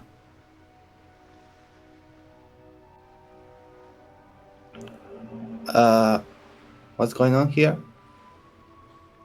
You approach the gnomes, I'm guessing? Yeah. Caspian points at you, Bladebeard, as you approach, and says something in the in the local language, and the gnomes like whisper among each other, and they seem to be like asking you some questions, Bladebeard, but you obviously don't understand the language. I'll use my stunt again. Yeah. Use your stunt, and you hear the gnomes like asking like lots of cacophonous questions. It's hard to make out what it is, and Caspian is saying, "He's the villain. He should be the one to die." And yeah, the gnomes are asking you, Bladebeard, like, "Is it true? Is it true? Is it true?" What's true? Then they like fall silent, and Caspian says, "He's the one who murdered the matriarch, the one who, I don't know, so vilely took her away from you." I didn't kill anyone. She's fine. Some of the notes say, yes, Mr. Dwarf said she's on matriarch business. And the gnomes like nod, like, yeah, that's what happened. Because above use your stunt. Yeah, everything's gonna be fine. We're going to slay all the Naga, sacrifice them to the volcano, and everyone's gonna be happy. The gnomes turn to you and say, ooh, sacrifice, sacrifice, sacrifice. They start chanting. Awesome. Do you truly believe this newcomer? I've been with you for decades. You're my people. He is nothing but the one Pepinalexi took a fancy to.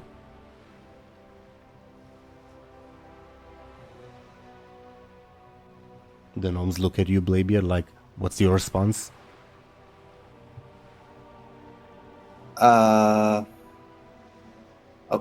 Why are you listening to that guy? Look at him. He's old. I'm young and handsome. Look at my big muscles, my shirtless hands. He prime consort.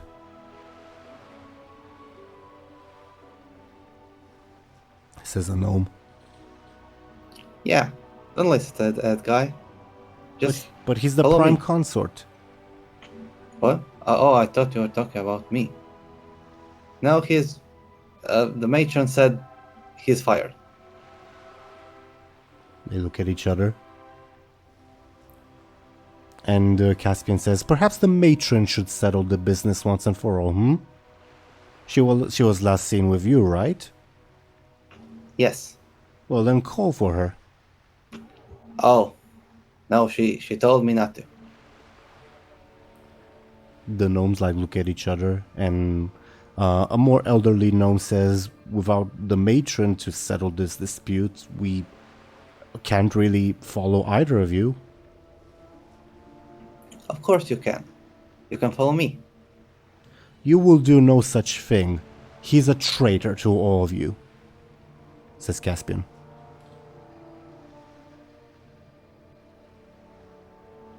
No.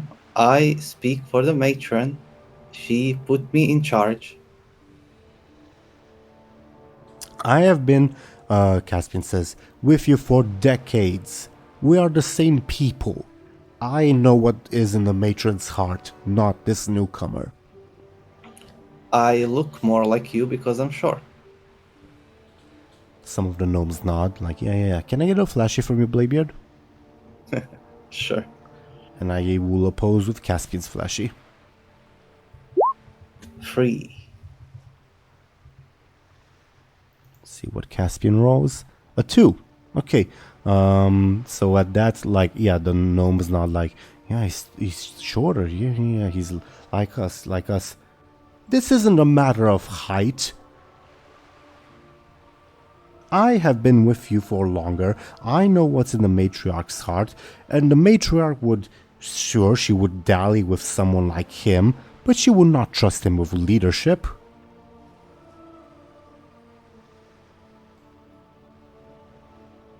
What's Bladebeard's response? Well, That's not what she said. And I was with her last. I guess can I get another flashy from you? And I'll pose again. Sure. God damn it. What did you get? 1. Hmm. And he got a 4. Yes. Sure. So we're leaving it as is? Yeah. Okay. Then the gnomes start agreeing more so with Caspian. Yeah. And I say, says Caspian, that we excise ourselves of this newcomer once and for all. He is a plague and nothing more than a malicious influence upon the tribe.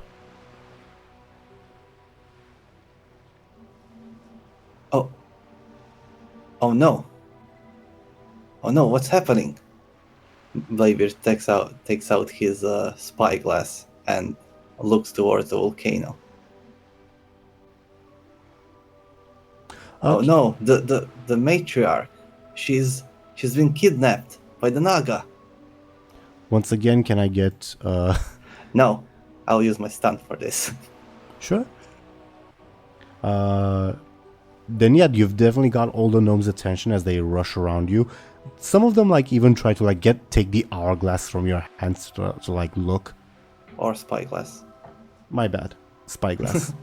Yeah, I have a lot of glass things, even though I sworn vengeance towards our glass. Yeah, they try to take the spyglass from you, and they believe you certainly, but yeah, you definitely got their attention. We need to save her. She's our matriarch, our leader. We need to save her and kill all the Naga. Yeah. Then the gnomes will start agreeing yeah, we need to save her, and Caspian says no, we need to, and the gnomes will immediately start rushing north. Well, we better hurry, guys. Bladebeard says something that you guys don't understand. Gibberish. What? Linda Krem, who's with you, will say, so what's going on? Are we still talking to ogres? Those are is that the cannon fodder? Points at the gnomes. Bladebeard kind of sheepishly nods. That is very, very callous of you, Captain. Shrug. But, Captain, weren't you complaining about someone killing a bunch of people indiscriminately? This kind of seems a bit hypocritical. I wonder Yes. how much of that is Mera speaking and how much of that is Zelris speaking. It's mostly me. I just thought it'd be a funny thing to point out. Yes, I'm a big hypocrite. Being a hypocrite is fun. Bladebeard says something you don't understand.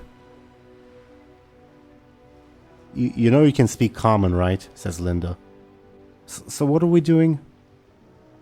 Do we charge too? Do we speak to the ogres?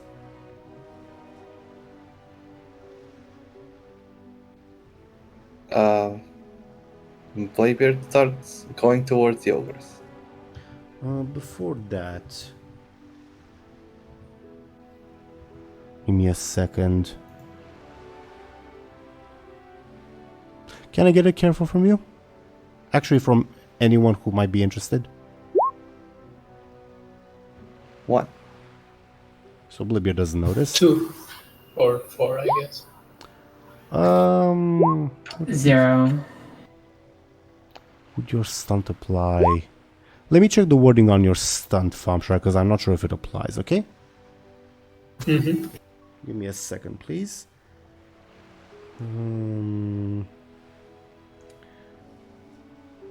Noticing or analyze. Yeah, keyword noticing. That will make it a 4, so tie. This is technically an overcome roll, Thompshire. tie on an overcome again means either you fail or you succeed at a negative cost. I'll succeed at the negative cost. Then you will notice what I'm about to say, but just as you notice, you slip on a banana peel and fall face up. Face up? Okay. So I fall on my ass, essentially. Basically, yeah. But you're like prone on the ground. Anyway, back to the topic at hand. Benjamin, you fall not face up. You fall prone to the ground, but you do fall to the ground because you were about to take a step forward and you slipped on something, probably a banana peel, because you saw Caspian, sword drawn, trying to get behind Bladebeard to stab him. You have like a second or two to potentially shout out a warning.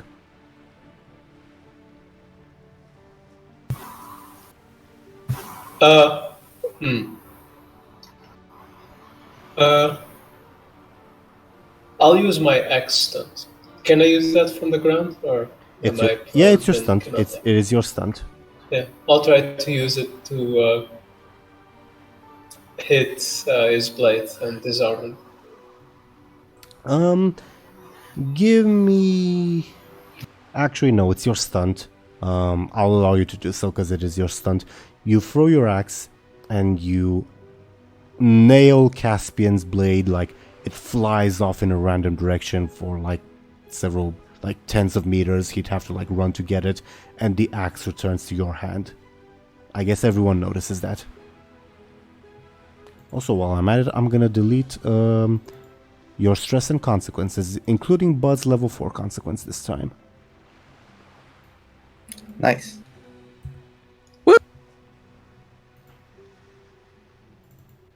So, as that happens, Caspian says, "Good eye, I'll give you that." I don't know if anyone else is aware of what's going on. I thought we agreed that murder could come after this problem was dealt with. You don't understand what this bastard has done to me. I mean, you don't blame the person that was cheated with. You blame the cheater. I'm just, I'm the third party. You should take it up with your wife. It's common sense. You really think this is what that's about? I guess he takes some menacing steps in your direction, even though he's unarmed. Is it about something else? He'll try to punch you. I'll try to dodge. Okay. Well, let's see. Can I get a quick from you then? 5'7" if he's taller than me. Yeah. You dodged the crap out of that. Do we turn this into actual combat, or is this just more of a narrative thing? Sure. I mean, if it's up to me, I don't want it to be a combat. Sure. Either way, you dodge with absolute ease. He looks flabbergasted. The ball is more or less in your court. Too slow, boy. I suppose so. He turns around and walks away, presumably to retrieve his weapon. Funny guy. Maybe I should recruit him. You know he's probably getting his sword, right?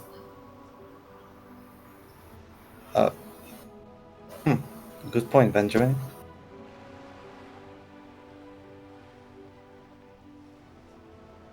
While that is happening, I guess the horde people will walk up to you and, the first mate will say, "What's going on?" The gnomes seem to be in a hurry.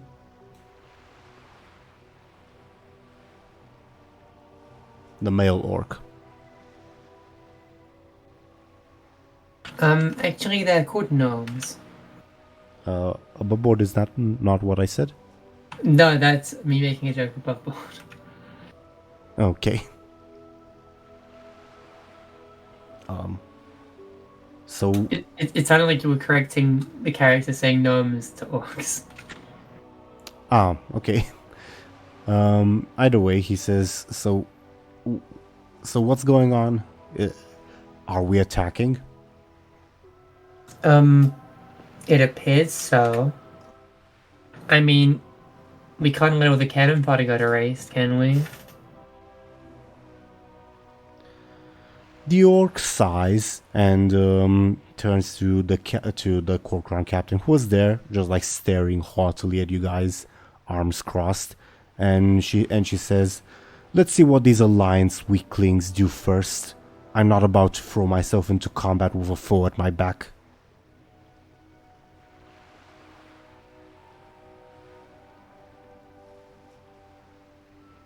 That was the Corcoran captain lady speaking.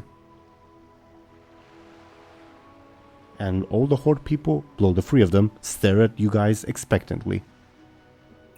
I guess we go towards the ogres, right? Is that the plan? Guys? Benarak?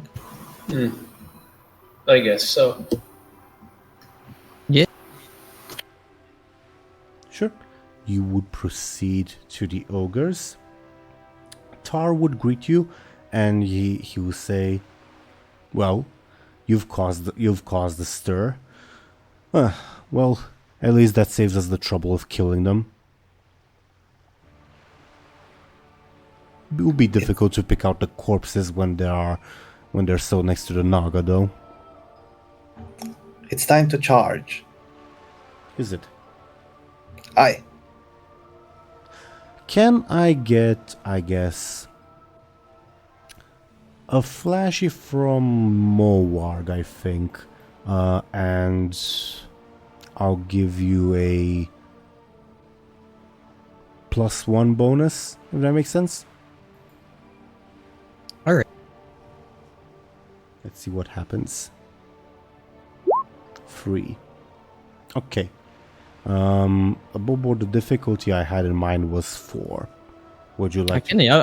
I can use a fate point. Yeah. Sure. What are you invoking?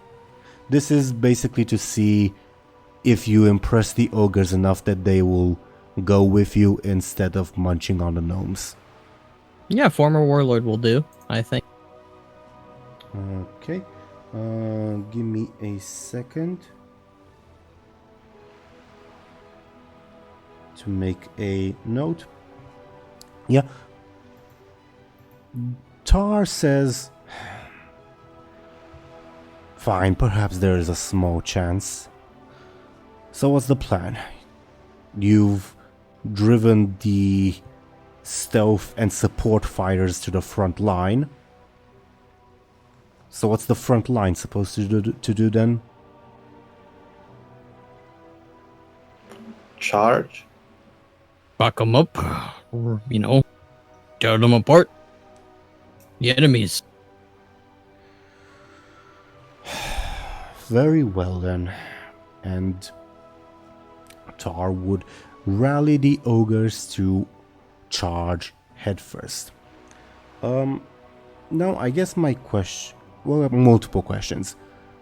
Obviously, the gnomes will be on the front line, and since you guys took your time a little bit, they'll probably suffer some casualties. But after you guys get there, I'd like to ask you, I guess, who's in the front? Like the 4 of you, the horde people, the ogres, the good fortune volunteers, or are you just charging together in whichever order? I don't mind, anyone else doing whatever they want, but I would like to stay kind of hidden among the ogres, let's say. Moarg's ogres, I'm guessing, not Tar's ogres. Sure. All right. Also, I guess Gurin front lines, also that. Sure. What do Banrak, Thompshire, and Zelris think?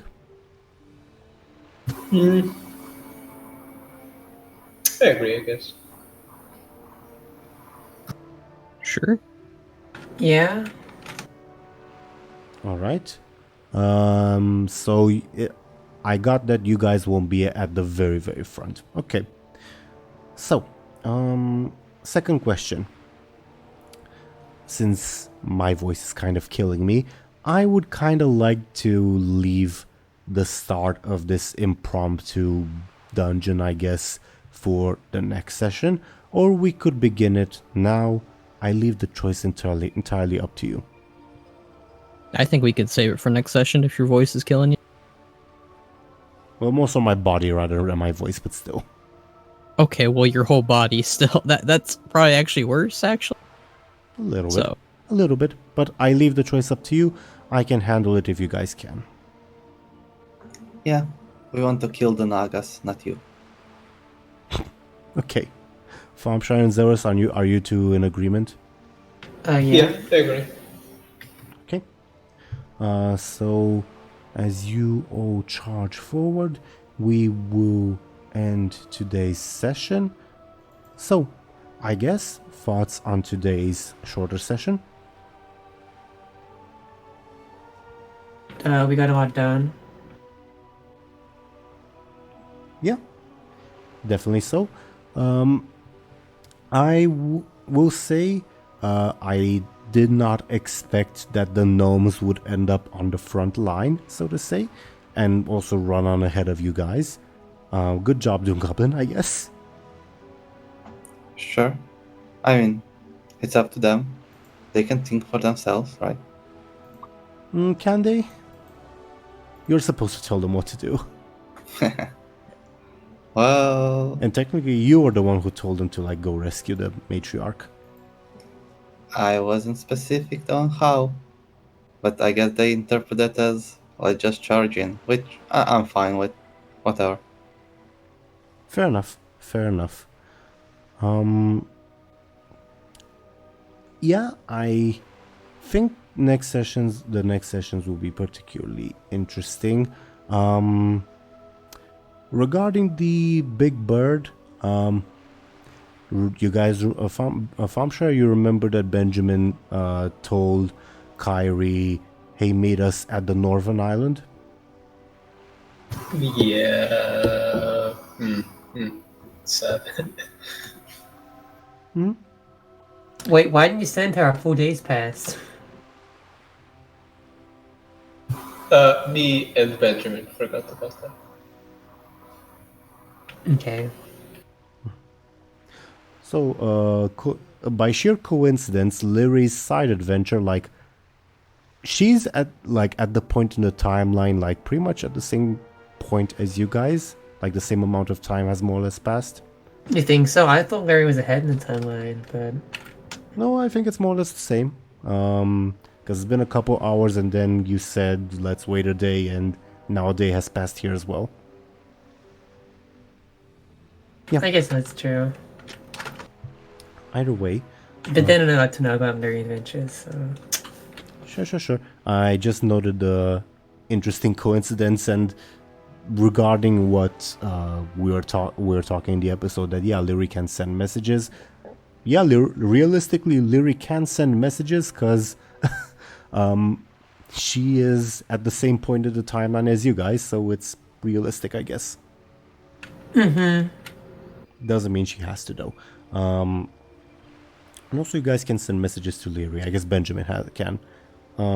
It's kind of unusual, I guess, for the party to be back at mostly physical combat people instead of magical combat people. With Lyri before, I could give you guys magical hints, but now only Benjamin is the more magically adept person, so I have to be more spare with magical hints. It's interesting. Yes, so, I mean, we still don't know much about Mera, but she's just a rogue warrior type. she's just a pirate, that's it. I don't buy it. There has to be more. Or not. I don't know. We'll see.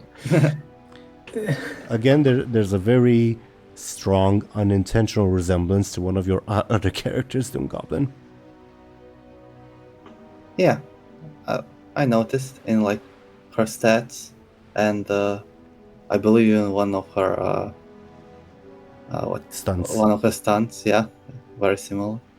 I guess the difference is that character was frightening. Mera is unintentionally spectacular. I don't know how to call her. Powerful. Sure. Let's go with that. Great minds think alike, they say. I, as pirates say. I also do like it's the second time this kind of coincidence happened, because Lyri, when Zelris you first created her, was a very sneaky lady. Well, before DoomGoblin was not DoomGoblin, Bladebeard was the party sneaky person. Yeah. And don't think I forgot about Lyri. I've been checking up on her stat sheet and stuff. Yeah, I also didn't forget about Lyri. Yeah, for the worst though. I don't know. Bladebeard's kind of obsessed. Granted, it happened like 2 days ago, so I mean, it's not that insane, but still. I'm gonna make another Naruto reference, but it's relevant. There's a certain character that like people were very, very angry was acting in a certain way for like hundreds of episodes in a row. But my rationale always was, hey, even though it's been hundreds of episodes, in the show only like 2 days passed in those hundreds of episodes, so don't blame him for being traumatized. Are you referring to Sasuke? Yes. Okay. Good to know. I knew I was right on the... Yes. Either way. I mean, I will be sending Lyri sendings eventually, but considering how little time's passed, I feel like she'd be... I mean, I think we've already discussed who she'd be sending sendings to, Teeironor. Yeah, so.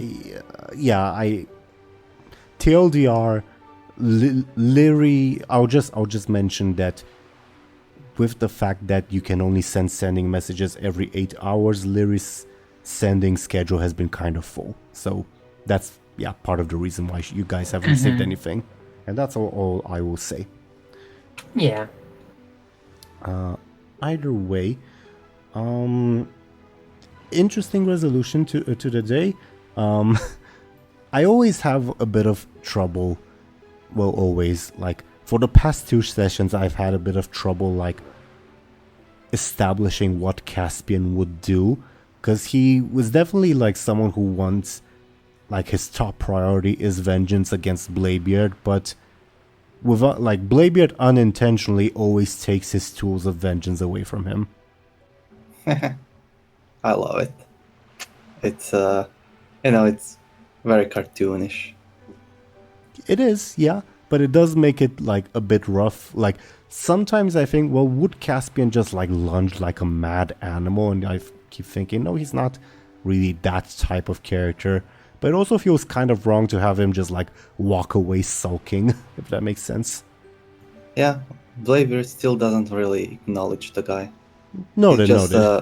He's just a husband of a woman he stole. Understandably so.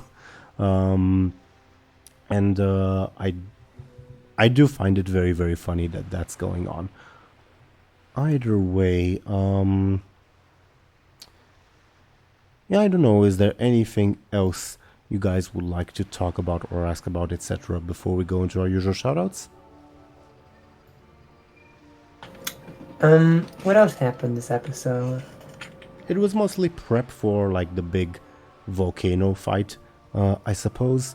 I guess I'll say for the viewers what I told you guys, well, part of what I told you guys before we started, that the, like, ascend, is that the word, ascend? Like, going up the volcano and fighting the Naga, basically, will be sort of a mini dungeon, like the Silvermane compound was, which implies multiple boss encounters, and it also implies that taking a rest in between those boss encounters might have other consequences, because you are taking time to rest when perhaps you should be pushing forward. Make sense? Mm-hmm. But I suppose we will deal with that when the time comes. I do love that technically the Gvaldir was left alone in the village with no one to watch him. And the troll? Do they have like a troll prisoner as well? Yes. Remember the like trap door in the like little tent you were held in? That trap door leads to the troll.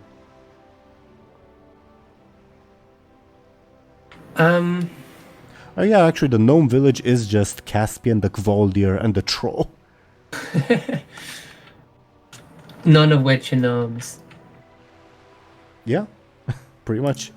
Caspian doesn't want to save his wife? They're gonna be the new triumvirate of this society.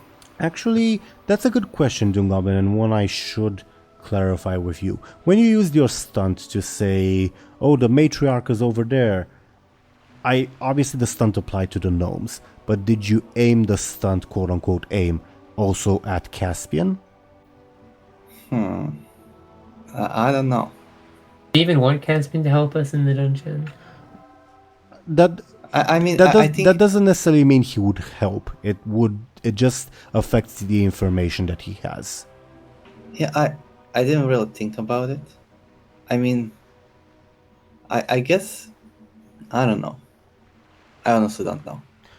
Could you give me an answer by next session? Because I'll need to like plan out what, if anything, Caspian does. Sure. Let's say he also believes it. Okay, I'll keep that in mind, and thank you. I do still think that it would be in character for him to like try to stab Bladebeard first before potentially going to rescue her. Yeah. Okay. I'm happy with the like twist regarding the ogre, even though it maintains an unfortunate streak of gay couples in this campaign. These sessions are gonna get canceled. Funnily enough, No, I mean, we are treating gay couples the same way we're treating anyone. I am, yes, but Yeah, coincidentally, everyone dies. This is a very horrible world where NPCs die. Well, I Very mean, often. some of them don't die. Most of them die. Oh yeah, Spellbeard was also kind of fruity and he died as well. Spellbeard played for both teams, Yeah. but he wasn't in a couple with anyone, to be fair. I mean, he could have Benjamin. But you turned him down. He was also And now interested. he's dead. He was also interested in Gurin, to be fair, but Gurin doesn't understand the concept of love. Oh my god. Maybe he did at some point, like hundreds of years ago. Maybe. I'm totally down for that. I'm also like down with continuing the running gag of like whenever you guys meet like an old soldier, they'll say, "Oh yeah, Gurin, I fought with him at that place," and Gurin just, yeah, I serve Bladebeard. Poor Gurren. He's like an empty shell. He is very old. I think you might have mentioned this before, but was Gordon like this before he did the whole card I don't think Bladebeard thing? I don't think we've mentioned it before, but the answer would still be yes. The card didn't really alter Gurin in a way other than you now serve Bladebeard. And above board, DoomGoblin actually had an idea for a different character that wasn't as dumb as Gurin is. So yeah, Gurin's brains didn't get scrambled other than the obsession that now he has to serve Bladebeard, if that makes sense. Yeah, so he was like this before. Yes, to answer the question in a long-winded way, yes. We love him for what he is, though, I guess. And he's definitely very useful to the cause, for lack of a better term. At times, yeah. Yep. Either way, interesting set off where we left off. While I roll the dice to see in which order I'll ask you all to talk about yourselves, please let me know if there's anything else that comes to mind for our like little post-episode discussion.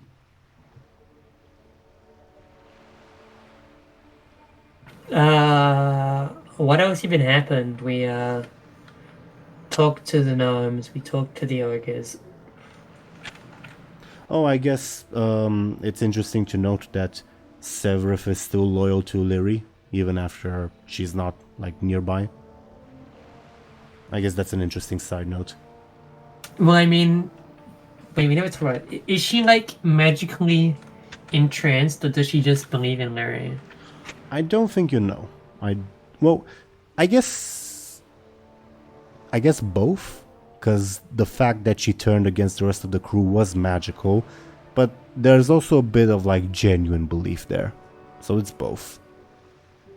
Okay. Yeah.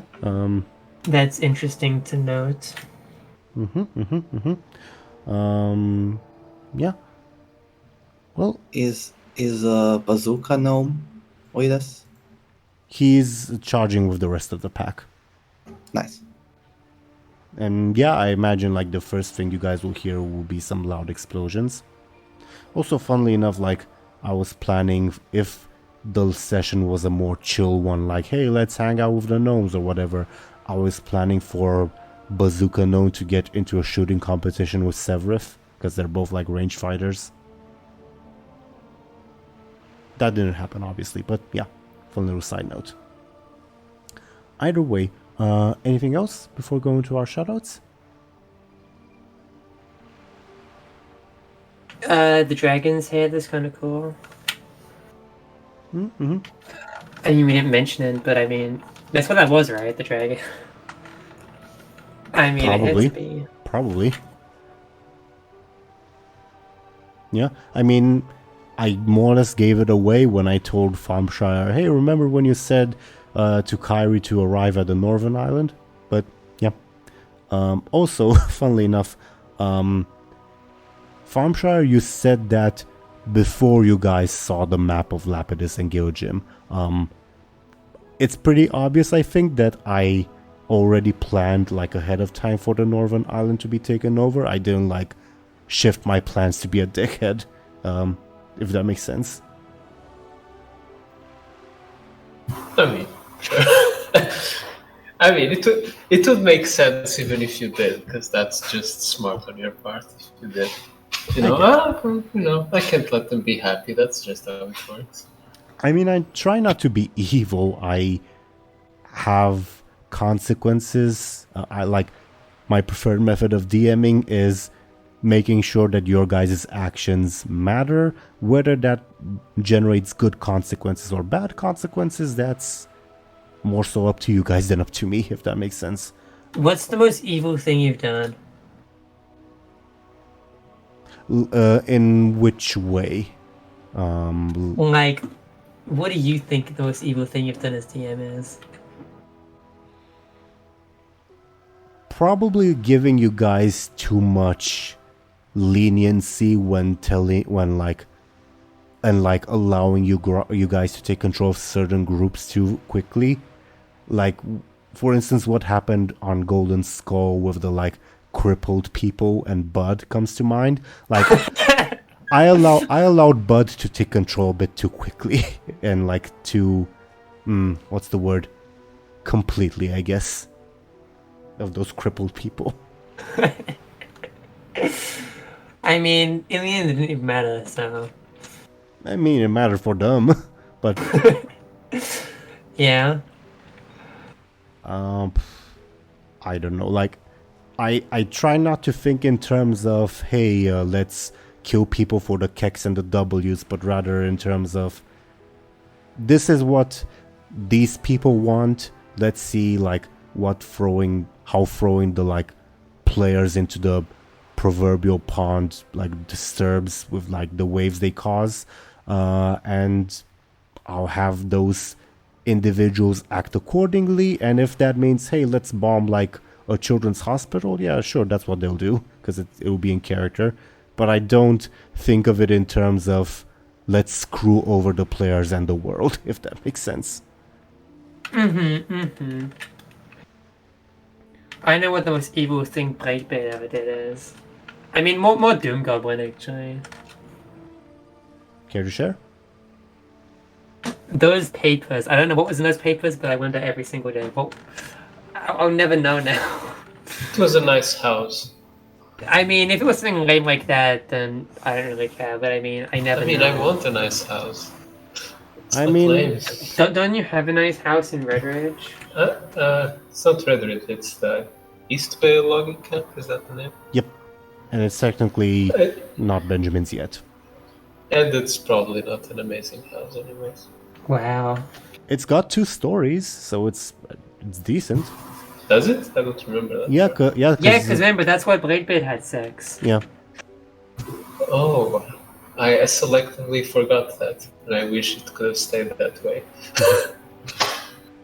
But Zelris and Thompshire, if you want, I can reveal what the contents of the papers were, because I don't think there's like any other surviving copies, if that makes sense. On above board, we're gonna find this out. Since there's no way to learn about it in game, I guess. Sure. Yeah, sure. If there's no way we can find out it in game, then why not? It was the boring answer: the deed to the Embersorrow estate. Oh, that is boring. You're right, DoomGoblin. I don't mind being by them now. It was more so interesting that the deed was given to Benjamin's ancestor, not to Lyri's ancestor, and the fact that Lyri lived rather, and not Benjamin's ancestors. Wow, so petty, you were jealous of my inheritance. Speaking of evil things that players have done, what's the most evil thing you've done, Thompshire? It's probably, again, back to the classic of sort of taking part in selling a goblin. Oh yeah, that is pretty bad. That did kick off like the entire experimenting on people plotline, yes. I think I mentioned this before, but my original plan for the Ephemerals was to just have them be like, hey, we're quirky merchants interested because that's technically a Titan artifact. The fact, and yeah, sure, we're affiliated with the Ethereum because the Ethereum is shady. Then it evolved into the whole like experimenting on people thing because of, yeah, what happened. The goblin. And the most evil thing Bud's done is probably the crippled people thing. Releasing Lyri. Yeah. I was gonna say the leading the cripple people into battle. That's what I was gonna say. I mean, letting Lyri escape will kill more people, probably. I don't know. I will say, in a way, I dislike the fact that the whole cripple thing happened, not for like morality reasons, but rather because if consequences are to happen in the campaign, I'd like for them to matter, and I haven't found a way yet for the fact that Bud indirectly killed like hundreds of cripples.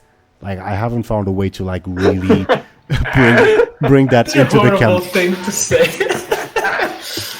Yeah, I haven't found a way to really bring that into the campaign to like poke you guys about it, if that makes sense. Like, you haven't found a way to like make it like the Ethereals. Yeah, that's a good way of putting it. Yeah.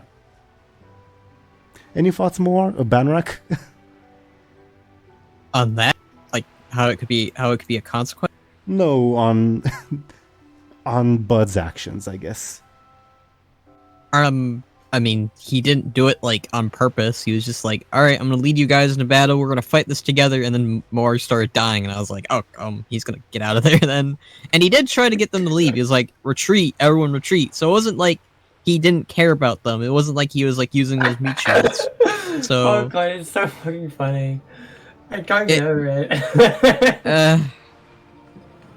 I'm not happy how it went because I wish that they would have left with Bud, but they didn't. So Yeah, they just have the dice work sometimes, but it's just a funny visual. It's like almost comedic. I don't know. At one point, I kind of need to quantify if you guys have killed more people than you have saved. Probably. I mean, we saved a lot of people in Booty Bay. And obviously dismantling the like conspiracy also saved people in the long run, but that's harder to quantify, if that makes sense. You guys have done good. You guys have also done a bunch of evil stuff. I'm just not sure where the like pendulum swings more. I think we're probably the goodest group of war criminals in Azeroth. I mean, if you want to compare yourself with like Garrosh and Sylvanas, sure, I guess. I mean, the way I see it is I think the pendulum is definitely on the positive side, but does that really make it worth it considering we've killed like so many people? Like, I'd say someone who hasn't helped anyone or killed anyone is probably a better person than someone who killed 1,000 but saved like 1,100. Do you see what I'm getting at? I see it, and I would agree with you as like me, Teeironor, an individual, would agree with you. As to like the world of Warcraft, no pun intended, that you guys are in, I guess more of on a case-by-case basis how much it matters. Like, how much the world cares about the fate of 100 pirate cripples versus the potential fate of Stormwind, I guess. Yeah. Speaking of which, we skipped over. What's the most evil thing Lyri's done? Exist. Wow. Being born. Wow, these are not good answers.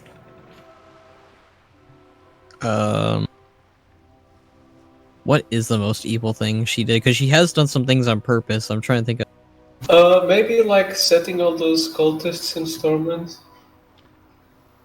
That's true.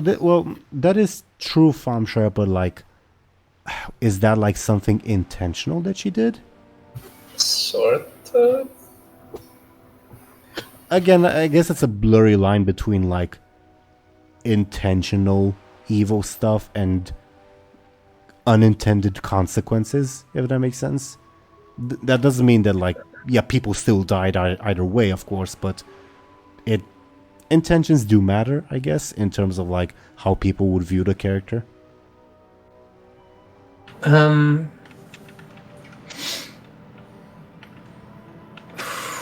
Probably try and sink the ship, I guess, maybe. That or the hurricane. I think sinking the ship was more evil because the hurricane was more of like a power trip for Lyri rather than a I'm gonna kill everyone thing, unlike the ship. Make sense? Yeah.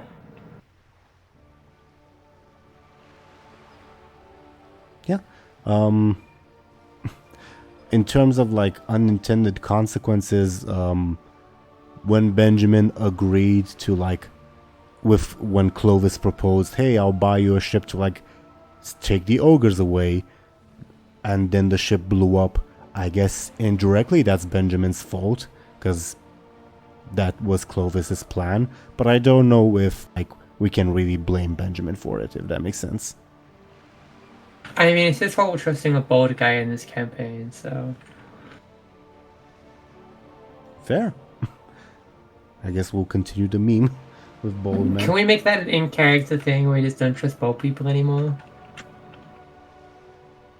Wait, isn't Bladebeard bold? Yeah, and Bud. We have two bold people on the team. Is Gurren bold? You designed Gurren, DoomGoblin. You tell me if he has hair under that helmet. I think it would make sense for him to be bald. I think I made him bald. I'm not sure. Oh my god, the bald people have infiltrated our ranks. The old orc has a receding hairline, I guess. I tried to save it a bit, but not enough. I think it's the same hairstyle I used when I made the guy. Yeah, it is. But I tried to pull it forward a little bit. I will mention among the NPCs I prepared for Season 3, there's plenty of bald people. Doesn't mean they're all trustworthy. Do they have mustaches? Mostly no. Then I don't care. We need a new Clovis, TBH. I don't even know what that means when I say that, but I want one. Sure.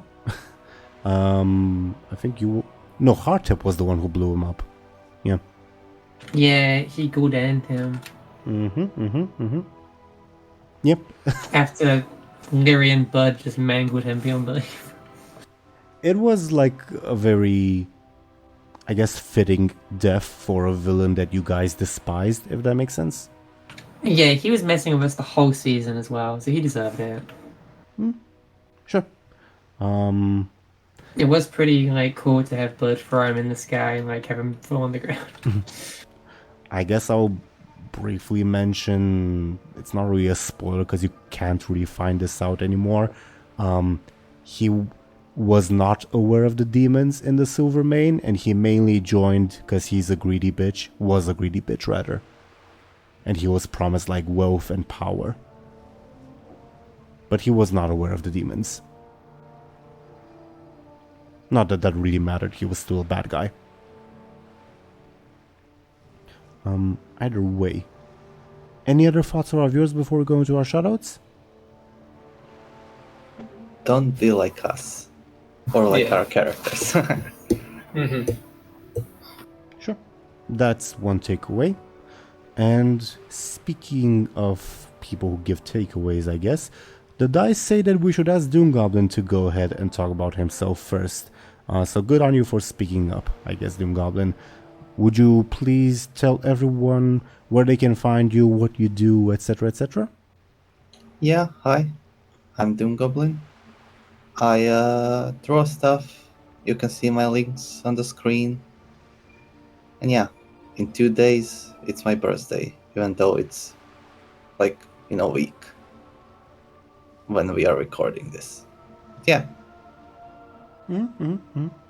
Happy birthday to DoomGoblin once again. It's funny that it's still April and you guys will see this in May. But yeah, thank you very, very much. Happy birthday, future me. Happy birthday, DoomGoblin. Happy birthday, happy birthday. Happy birthday. Thank you very, very much. Next, according to the dice, I would kindly ask Zelris to please talk about herself, what she's doing, and what's up with her in general. Could you please go ahead? Hi, I'm Zelris. I eat ravioli. I play World of Warcraft. I should be making videos, hopefully. Those videos might come out one day, hopefully. And that is what I do, and that is who I am. Lovely. Thank you. Thank you very much, Zelris. Next, according to the dice, we would have Sir Thompshire. Could you please go ahead and talk about yourself and what you're doing? Sure. I'm not doing much, as always. I've been kind of busy for the last few weeks, but aside from that, I make some renders sometimes. I even more rarely make machinima.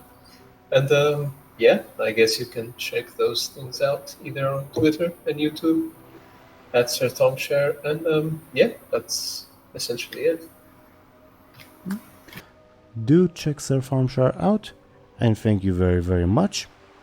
Next, according to the dice, we'd have Banorak.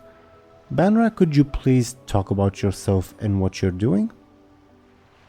Yes, hello. I am Banorak. I played as Bud, and I do a lot of World of Warcraft themed content. A lot of lore videos, a lot of speculation, reaction, and of course Machinima, which is what I am currently working on. I don't know when that'll be done, but hey, it's in the process of being made, and it's always fun to do that. Good on you, Banneret, and do check him out. Thank you very, very much. And I was your Dungeon Master, Game Master Teeironor. I do this series, it's a lot of fun. I also do another series set in a homebrew universe called Legacy of the Rimland. Comes out every Monday, except for this upcoming Monday.